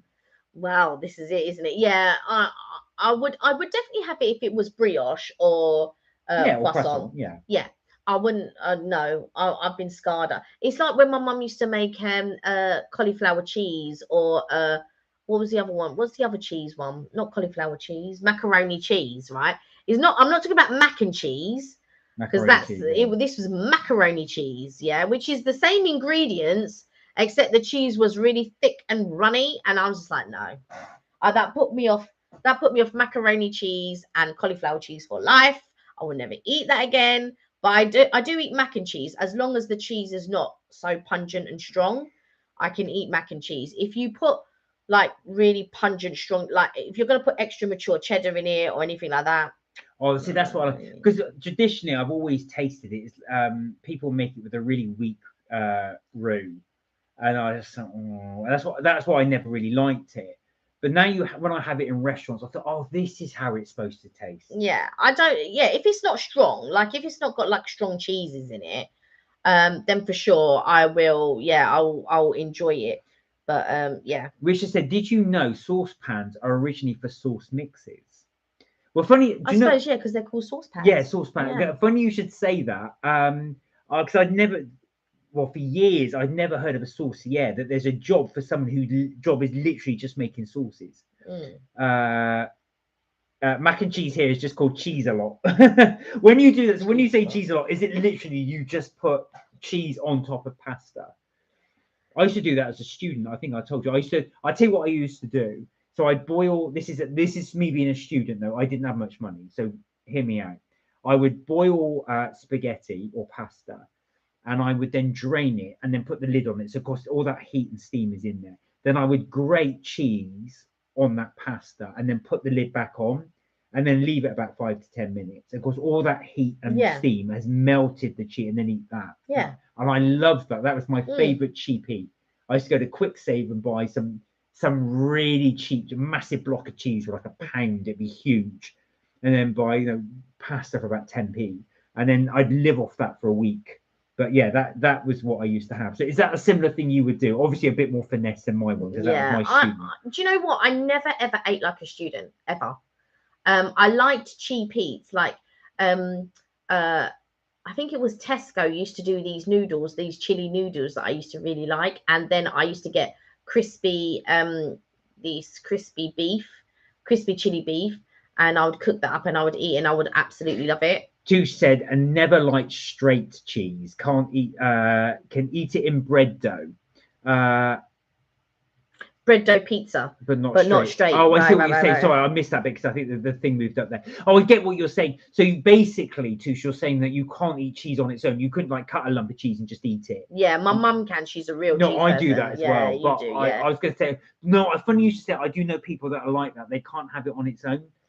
Yeah, I don't eat cheese on its own. Like I wouldn't eat it like a piece of chocolate like Mark or my mum would, to be quite honest. But if I've got like, look, do you want to show the Melba Thins? Oh yeah. So if I've got anything like these Melba Thins around the house, like something like that, or like crispy French toasts, Melba toast, those sorts of things, I will put the cheese on that and I'll eat it, quite happily eat it. But to have cheese on its own, like cubes of cheese, that's I love not for me. I can do that and I do love it, but I know it's not for everybody. Richard said, I hate it when friends tell me pasta is just pasta. I'm fuming. No, I'll be saying to them like a burger is just a burger. But this is your Italian roots coming out. That's what it is. I really enjoy pasta. It has to be like, if I'm cooking it as well, I cook it with pine nuts, so I do like like a tomato puree. That's nice. And I will do it with pine nuts. I'll toast up my pine nuts. I do a little bit of chili in there, garlic. I'll have garlic butter in there. And what do you call it? What's the other thing I put in? So M&S do this to mozzarella and tomatoes, and I'll chuck that in there and sort of like mix it, and then afterwards I'll put cheese, I'll grill that, and then put breadcrumbs on top, and then I'll grill that again, and it's really quite tasty. So yeah, well, this is it. So Richard said, enjoy pasta. Lol. What pasta? I do get it, because like I said, well, you know what, when some people that don't have the varieties of pasta that you have, well, they're just thinking spaghetti, but like you said, there's spaghetti, pen pasta, is it arrabbiata? There's arrabbiata, yeah. Arrabbiata. There's so many types of pasta. So I do get that as well. I think people just think there's like one type of pasta, like the penny pasta. I like the bow pasta. I like the penny pasta. I like the bow pasta, the penny pasta, tagliatelle. Is it bucante? Which is like the bucante is like spaghetti, but it's got a hole running through the middle, and I quite like. I don't know. I don't know if it's called bucati or bucanti, but there's all types of different pastas. I like the curly ones, and I like the is it called tricolor, where it's the 3 different types? So it's like a spinach, a tomato, and normal pastas. So like you get the green, the red, and the yellow pasta. I quite like that one. There's lots of different pastas. I like the whole wheat pastas as well. They're a bit more they've got a bit more chewiness to them when you get the sort of like the whole wheat ones rather than having the normal ones. Yeah, I quite like them. I quite like all different pasta. I've got all different in my cupboard. Do you know what? When I was a student, I did used to make my own pasta. I've lost the confidence to do it now. And I made it I didn't use the proper, because you're supposed to use a special flour. I just use regular flour, but it still worked. You just basically make a little mound of what do you call it, flour, make a well in the middle, put your 3 eggs in there, and then sort of gradually fold it up, mix that all in. No water? No, I didn't. Oh, And then rolled that out, and it worked quite well. Okay. But you are supposed to dry it out slightly, which I never did. I just then cut it into strips and then boiled it. But it did taste nice. But like I said, I don't have the time or the patience. We haven't got the room either. You do need a big table to do it. Yeah, because we are as we've said before, our kitchen's quite cluttered. You've removed quite a lot of stuff. Out of the kitchen. But I've got so many spices, like so many. Yeah, and I use them all. Ban on you by them. Even there's ones out there, and I think it wants to ban me, right? But he's the one that's using the majority of them. Charlie said, "Hi, Richard. How's your McDonald's, Charlie? Did you enjoy? I know you and your brother were out, or was it just your brother out there in there having McDonald's? Did you enjoy? Did you have a good enjoy your McDonald's?" So, Richard, what's your speciality? What's everybody's speciality? Yeah. If you were cooking somebody something, if a friend was coming round, what would you cook them? Yours is steak, I would say. Yeah, I think everybody likes a steak. And I think when they come to the house, they expect steak, I think. So, yeah, steak is one of them. But the one that I like is the seafood curry. I quite like that one. Oh, yeah, that's nice, your one. And recipe is on our channel. Yes, but somebody said, I feel like, I can't remember who somebody said, I think they felt it was too watery, which, yeah, it can be watery for some people, but if you want to, you can add a little bit of arrowroot and that will thicken it up, or a slurry of, what's the other one? So a slurry of arrowroot or a slurry of, there's a specific flour. So slurry, just mixing it with water. And then you add it slowly so it doesn't go lumpy. Yeah, but that's why you do it as a slurry, so that you get all the lumps out. Slurry in farming terms is a totally different phrase. Right. But this is a slurry. So basically, you would put a little bit of arrowroot. You put some arrowroot in a little cup or jar or whatever. You add a little bit of water and you mix it so all the lumps would disappear, and then you add it to whatever if you want to thicken it, you add it to a sauce. Right, this is what I'm interested, Richard. So Richard said his speciality is sausage and mash and veg with my special gravy. Then finish it off with my 99 cupcakes. What are your 99 cupcakes? Is it a cupcake with a 99 flake in it? Yeah, I would imagine. Or is it something else? I'm just intrigued what a 99 cupcake is, because you mentioned it about your idea with the having the ice cream, the 99 cupcake, and the sand. So what is your 99 cupcake? I would imagine it's a cupcake with a flake. With a flake. It'd be some type of flavored frosting with 99 flake in it. I'm assuming. Is that right? Am I right? And your gravy. So Kelly's special gravy is the onion gravy, which you would have saw in the shop. Well, not according to a lot of people on YouTube. Oh, it was only because they didn't like the look of it. According to a lot of people on YouTube. The presentation wasn't something that they thought was your strongest point. Yeah, well, the presentation wasn't great, but it wasn't about the presentation. It was about me pouring the gravy. Yeah, I think so. Not so much about, for me, it was about me pouring the gravy rather than what it looked like afterwards. But like some people said, I've seen enough I've seen enough cuisine on YouTube to know how to plate nicely, which is very, very true. No, that's true. Well, I think it's one of those, but of course, like we weren't going for Gordon Ramsay things. I wasn't going for gourmet. I was just like try this. But to be fair, like I've seen some horrendous things on YouTube. Sorry, so yeah,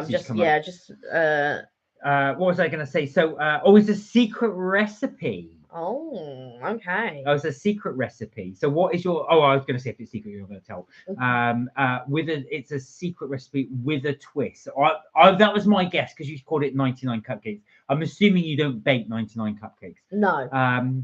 Keegan is back from McDonald's. How was it? Did you enjoy? What did you have, Keegan? Yeah. I did ask your brother what he had, but I didn't know if he was joining you, or if you just went with your dad. when you went to get your McDonald's? Did you enjoy? As I know you like to get your burgers and chips. We don't have a McDonald's near here. Well, we do sort of, but it's not that close. It's not walking distance. Well, it is. It is. Well, for you. For me, yeah. For you and my brother. It is walking distance for me, but I just don't like to walk it. But yeah. Richard said, Kelly, don't worry. Super easy to make, cheap in an inbox case so you can review. Okay. All right. Well, definitely have a look at this. I'm intrigued what this 99 cupcake thing is. Keegan said, hi, Richard. Oh, yeah, you just introduced yourself. Touche said, I like making a hearty cottage pie or a slap-up roast dinner. Oh, you go for the real comfort foods. I love a roast dinner. And I like, well, there's some confusion about cottage pie and shepherd's pie. We've always called it shepherd's pie, regardless of what meat we use. So we've always, so whether it's lamb mince or beef mince, we've always called it shepherd's pie. But we don't use carrots and peas. We normally use like onions and sweet corn. Oh, yeah. When my stepdad used to make it, oh, it was so good. And it's been absolutely years, I think, since I've actually made a shepherd's pie. I haven't made a shepherd's pie in ages. And I should make one. But we don't differentiate. I'm sorry. Sorry if we're offending anyone out there, but we don't differentiate between the meat for what is a cottage pie and what's a shepherd's pie. I know, because if you're a purist, shepherd's pie is with lamb, and obviously cottage pie you'd have the beef. With the beef, yeah. Touche wins on the main, says Richard Mill. Yum. So that hearty cottage pie, yeah. Do you put the cheese on top? I'm guessing no, because you're not a cheese fan. No, I wouldn't put cheese on top either. Oh, there's something about cheese and mashed potatoes. No, I would drag my fork through it to make the lines, and then I put it, and then I wait till the top gets crispy. Oh, that's interesting. Touche said, I actually prefer turkey or chicken mince. Oh wow! It's a lot lighter. It's a lot lighter. Yeah, it was when we went to Fortnum's to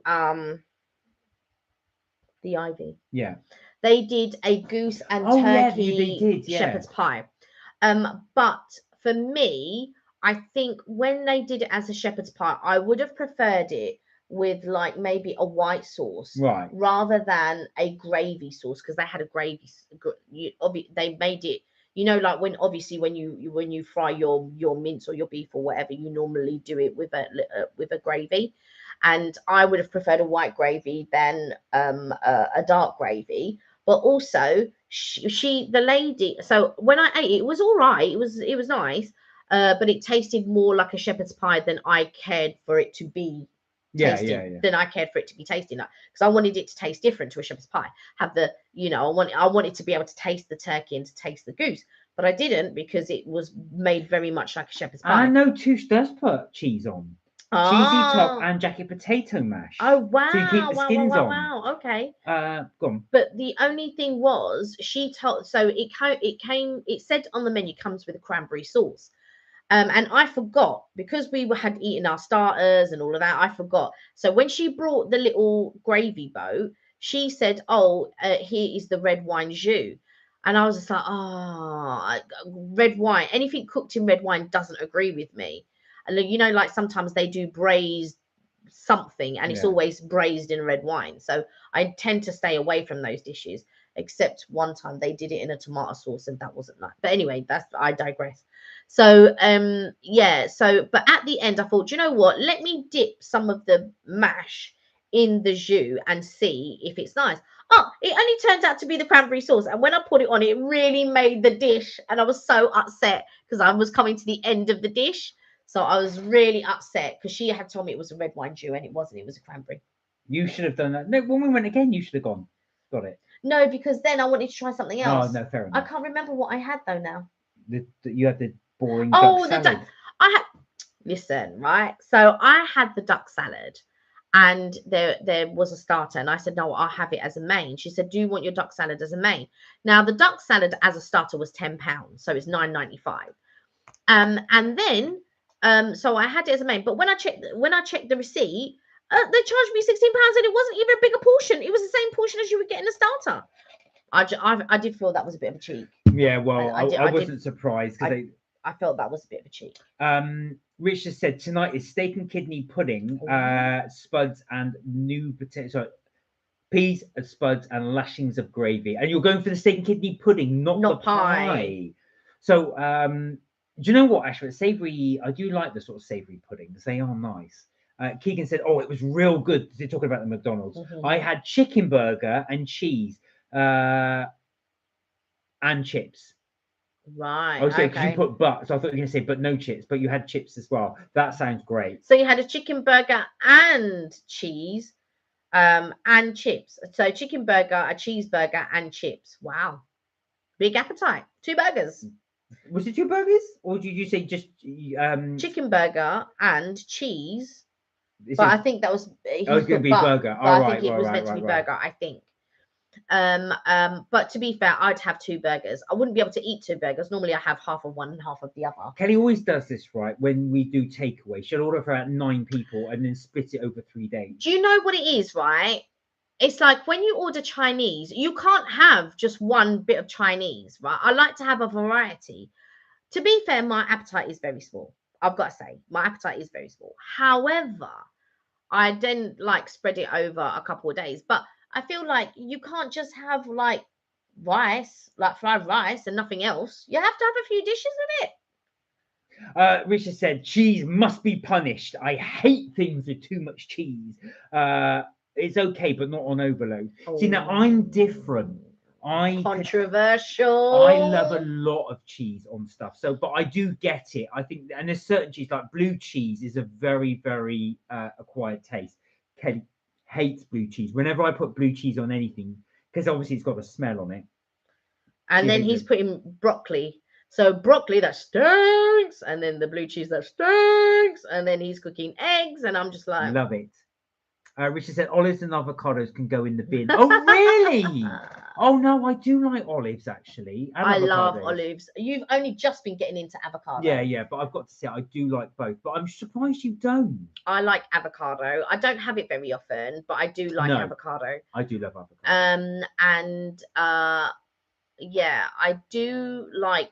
I don't mind cheese if it's something like mozzarella. Yeah. Like I'll like if I'm doing a pasta dish, I just pour basically almost a bag of cheese on top and then grill it off, and then breadcrumbs and then grill that off, and then and that's how we will eat pasta. Delish. It's one of those recipes I think as well. I do get though why people don't like olives and avocados. It's it took me a while to get into. I've always liked olives, but I would say olives do have a very strong taste.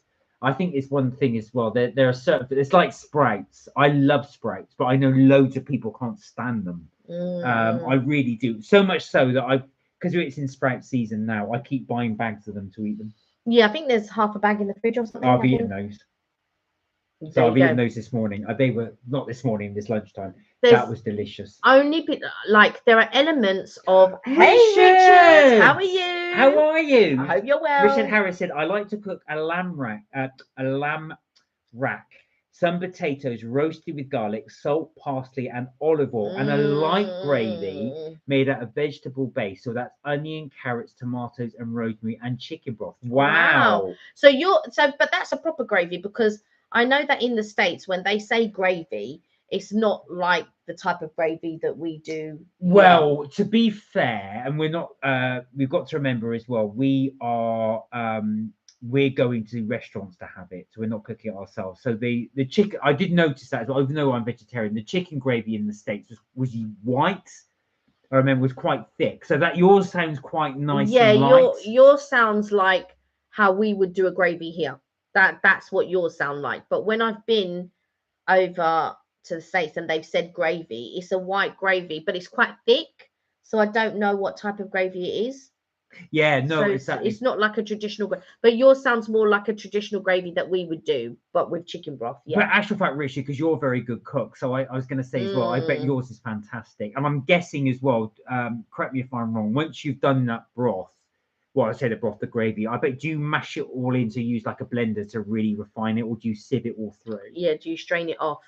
Oh, white gravy is a southern thing. Of course, you're Chicago, aren't you? So, of course, yeah, I was going to say, we only tried the white gravy when we were in, well, they had it in Florida, and they had it in I'm sure they had it at the Crystal Palace. and Vegas. Yeah, they had it. Yeah, that's Florida. Yeah, no, And, but I'm just trying to think of the restaurants that we went to. But and Vegas as well. They had it. They had it quite a few places. oh, as well. I didn't try it in.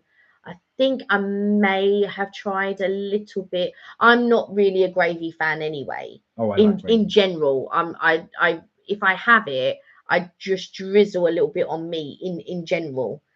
Even when I make it at home, I make it pretty much for everyone else. The only time was when I made the onion gravy and I drizzled it all over my sausage and stuff like that. What was But, funny, yeah. so I did find that funny as well with the biscuits and gravy, because that's the whole thing. Obviously, for a Brit, that's a totally alien concept to have scones and gravy. But it was really popular out there. People, when they had the breakfast buffet that we were going to, loads of people were having these biscuits and gravy. So they're putting all the biscuits on, drizzling it in gravy, and it was the white gravy. Really, they had the white gravy. Yeah, it's just really bizarre because Well, bizarre to us. To us, yeah, but not to. But also because obviously they call biscuits, which is a scone. Scone, yeah. Yeah.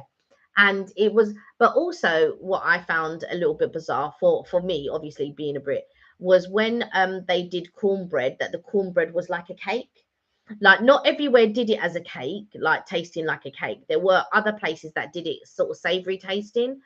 They did a cornbread stuffing at the Crystal Palace, which was really, I really enjoyed that. That's the best one I had. Yeah, the cornbread stuffing I really enjoyed.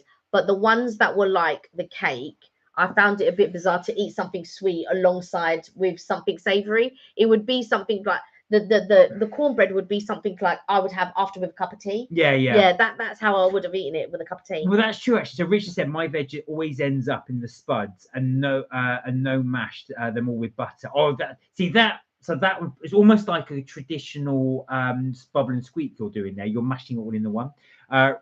Touche said Kelly's gravy is cranberry sauce. If you watch Toby's, you will know what Touche is talking about. Because listen, if I could bring the bowl back to my table, I would have done. So Richard said actually it's an English recipe. The gravy is a Chef Ramsay gravy. Right. He made it on Kitchen Nightmares Campaign for Real Gravy episode in England. Yeah. Do you know, because that was the other thing I was going to say. So when we were in the States as well, you got love hearts there from Touche. We're trying the different things as well. Obviously the different breakfast things as well. That was the interesting thing, because obviously that's a concept we wouldn't normally have in the UK is gravy for breakfast. But I do like the gravy. I do. You like the grits as well. Oh, I love the grits. So we would have porridge here in the UK, but I really did like American grits. There was something about that as well, and I have it with honey as well. It's a lot finer than porridge. But somebody didn't they do you do a cheesy grits version, right? Yeah. Like cheesy grits. Like I couldn't get my head around that. That was nice. Cheesy grits. Yeah. But basically that was a savoury dish. So what they would have is like prawns or shrimp on cheesy grits. Right. So you have it. You don't have it for breakfast. Oh right. You have that as a savoury dish. Okay. But Kelly was right, because some of the cornbread we had. So one of them just tasted like a Victoria sponge. Yeah, and I would have had that happily with a cup of tea after my lunch. I took it. I thought, this is like cake. Yeah. But then the other one we had at the Crystal Palace as well, Yeah. that was like a pudding. It was almost like pudding. It was very sort of Well, for me, it was bready, sort of like very bready, and they mixed it with something. It was like breadcrumbs to me, when they mixed it with something. So Richard's got to go because he's got Richard Adventure. Sorry, he's got to go because he's going to feed himself. You enjoy your dinner, enjoy your steak and kidney pudding, and we will see you hopefully on Friday. If not, have a very happy birthday for next Tuesday. Yeah, have a great weekend, by the way, if we don't catch up. Yeah, hopefully we will do. Yeah. Yeah, but what were we saying? Sorry. We were talking about cornbread. Oh yeah, the cornbread. Yeah, but I did try to replicate it at home, but I failed miserably. Yeah, honestly, Richard Harris, if you do have a really good recipe for cornbread, please let us know. I got so into it in the States that I tried it 3 times when I got back to the UK. I even bought a skillet to try and do it, because everywhere said use a skillet, you must use a skillet. But even when I used a skillet, it didn't work. Yeah, I tried it a couple of times. I tried it with sugar and without. And with sugar, it tasted like a cake, like we'd had. And without sugar, it didn't taste right. No, it didn't. I've got to say, so taste right. Richard said Cracker Barrel is a good place to eat the gravy and food you're talking about. Okay, we'll have to give that a try. But yeah, that was the whole thing. Every time I tried to make it, it just tasted like a Victoria sponge cake. but Yeah. with obviously cornmeal as the Yeah. rather than flour. Yeah. This keeps tasting like Victoria sponge. Maybe we need to add sugar, but maybe not as much as what maybe the recipe calls for. No, it wasn't that. So maybe it's the consistency. The best one we had was it was like that really the Crystal Palace one didn't taste like cake. It was very, very, very, it was almost like porridge. So it was a very, very gloopy consistency. You had a different one to me then, because I had one that looked like breadcrumbs, and it was mixed with something, not chili or anything like that, but it was mixed in. It was like, it looked like breadcrumbs, and I tried it and I thought it was so good. But you must have had a different one to me. But I think I will try to make it again, but with half the sugar. We will give not as much sugar, maybe. But Richard, if you do have a good recipe, please do let us know, because we would really appreciate it. I will definitely try to replicate it. All this talk about food got me hungry. I'm having another crack of things. But yeah, there's a couple of there's a couple of biscuits, or what you guys would call cookies in the States, that I do want to try in both those books. There's an NYC cookie that I'd like to try, and then there's another cookie. Talking of which, Richard, we were just reviewing this earlier on. I've never had these before. So my brother brought these back from the United States, which is huckleberry cheesecake flavor. Never had huckleberries before, but they are absolutely delicious. Really, really nice. So it's huckleberry extract on here. 5 cups of huckleberry from Montana. So it's very, very nice. I've got to say, I've never had a huckleberry. Oh, pretty. They're my gift, and Mark's pretty much eaten the majority of them. No, I'm just saying. I'm just showing them. Yeah, and you're putting it over there though on your side. Oh. Well, so you can eat it. As if I would do that. Mm-hmm. So yeah. So I think yeah.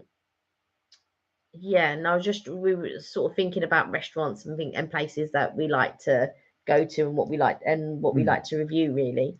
But yeah, I think any buffet pretty much for you, really. I love buffets, and that's one thing I really miss about the United States. American buffets are so much better than ours. Oh, for sure. So much better. For sure. The Ned is the only one that's come close, but it's so phenomenally expensive. Yeah, Cheeky Mark. I tried. Did you spot that, Touche? I was just trying to sell it. This is a review of something we did. I'll just leave it over here. And I'm like, excuse me. But yeah, I think sorry, this chair's a little bit uncomfortable. I feel like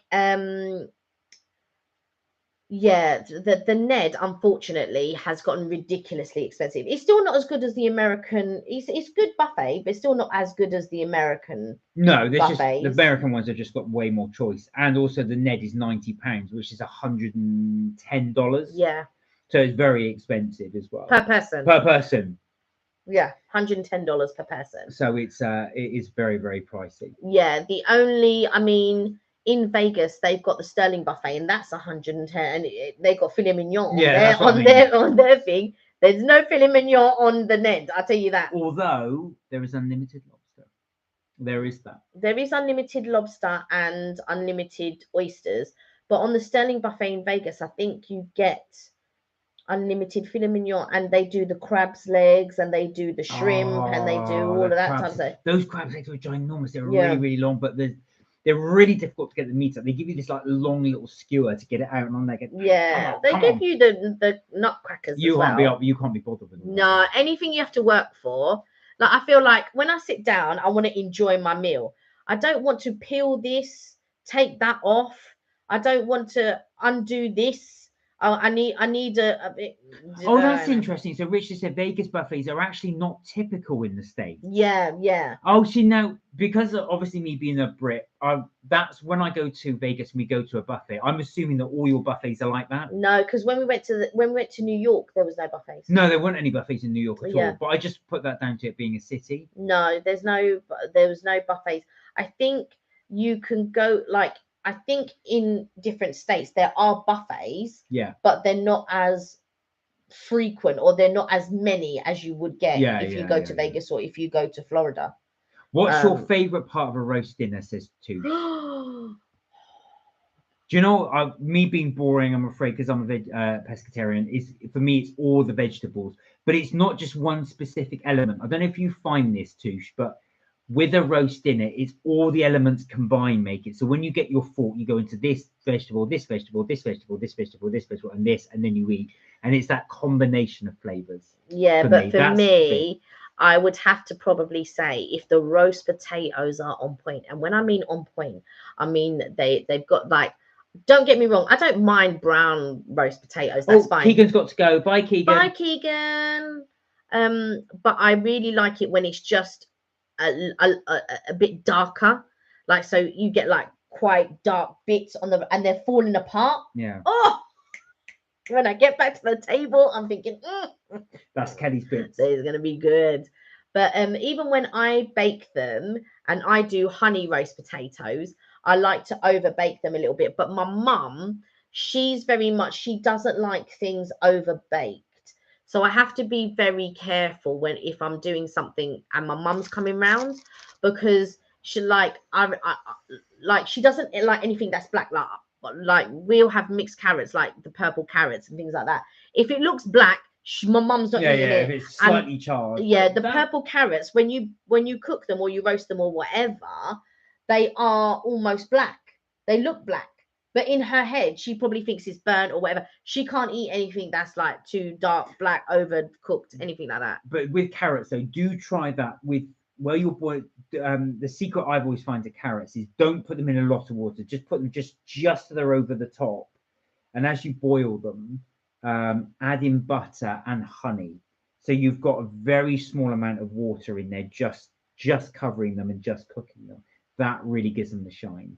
I don't know. I've not tried that, but try that. It's amazing. I normally just boil them and then drain them off and put them in the oven. I drizzle a little bit of olive oil on them. Obviously salt, pepper. I season them, salt, pepper, and that. Yeah. Bung them in the oven, and then after they've sort of like cooked and when they're almost done, I then drizzle a bit of honey on them, bung them in to give them a nice colour. Tusha, yes, Mark, I love the mushy spuds. Did bacon roast potatoes before, overboard them a bit. The bacon roast mash, it was so good. Oh, there you go. That'll be one. Sounds so good. Risha said carrots roasted with salt, pepper, and olive oil. Oh yes. What did I just say? You're right. Two great minds. Great minds. What did I just say? There we are. Well, guys, we have been going for 2 hours now. Oh, wow, already? Yeah, I know, it's flown. So I'm afraid we're going to leave it there. But thank you so much for joining us again. We really did enjoy your company, as we always do. Lovely to see you again as well. Lovely to see you, Rich, as well. So, and I think wish you a happy New Year. Happy New Year. Happy New Year to everyone. I hope you had a fantastic New Year. So that's it for Mark and Kelly's tips and things for today. But we will be back our usual time at 6 p.m. on Friday. For those of you there, please do have a fantastic week. Look after yourselves. Take care. And remember, you're never too old to have fun. We'll see you on Friday at 6 p.m. Take care for now. Bye-bye. Bye. Have a great week. You too. Have a great week, guys. Bye for now. Thanks, Touche.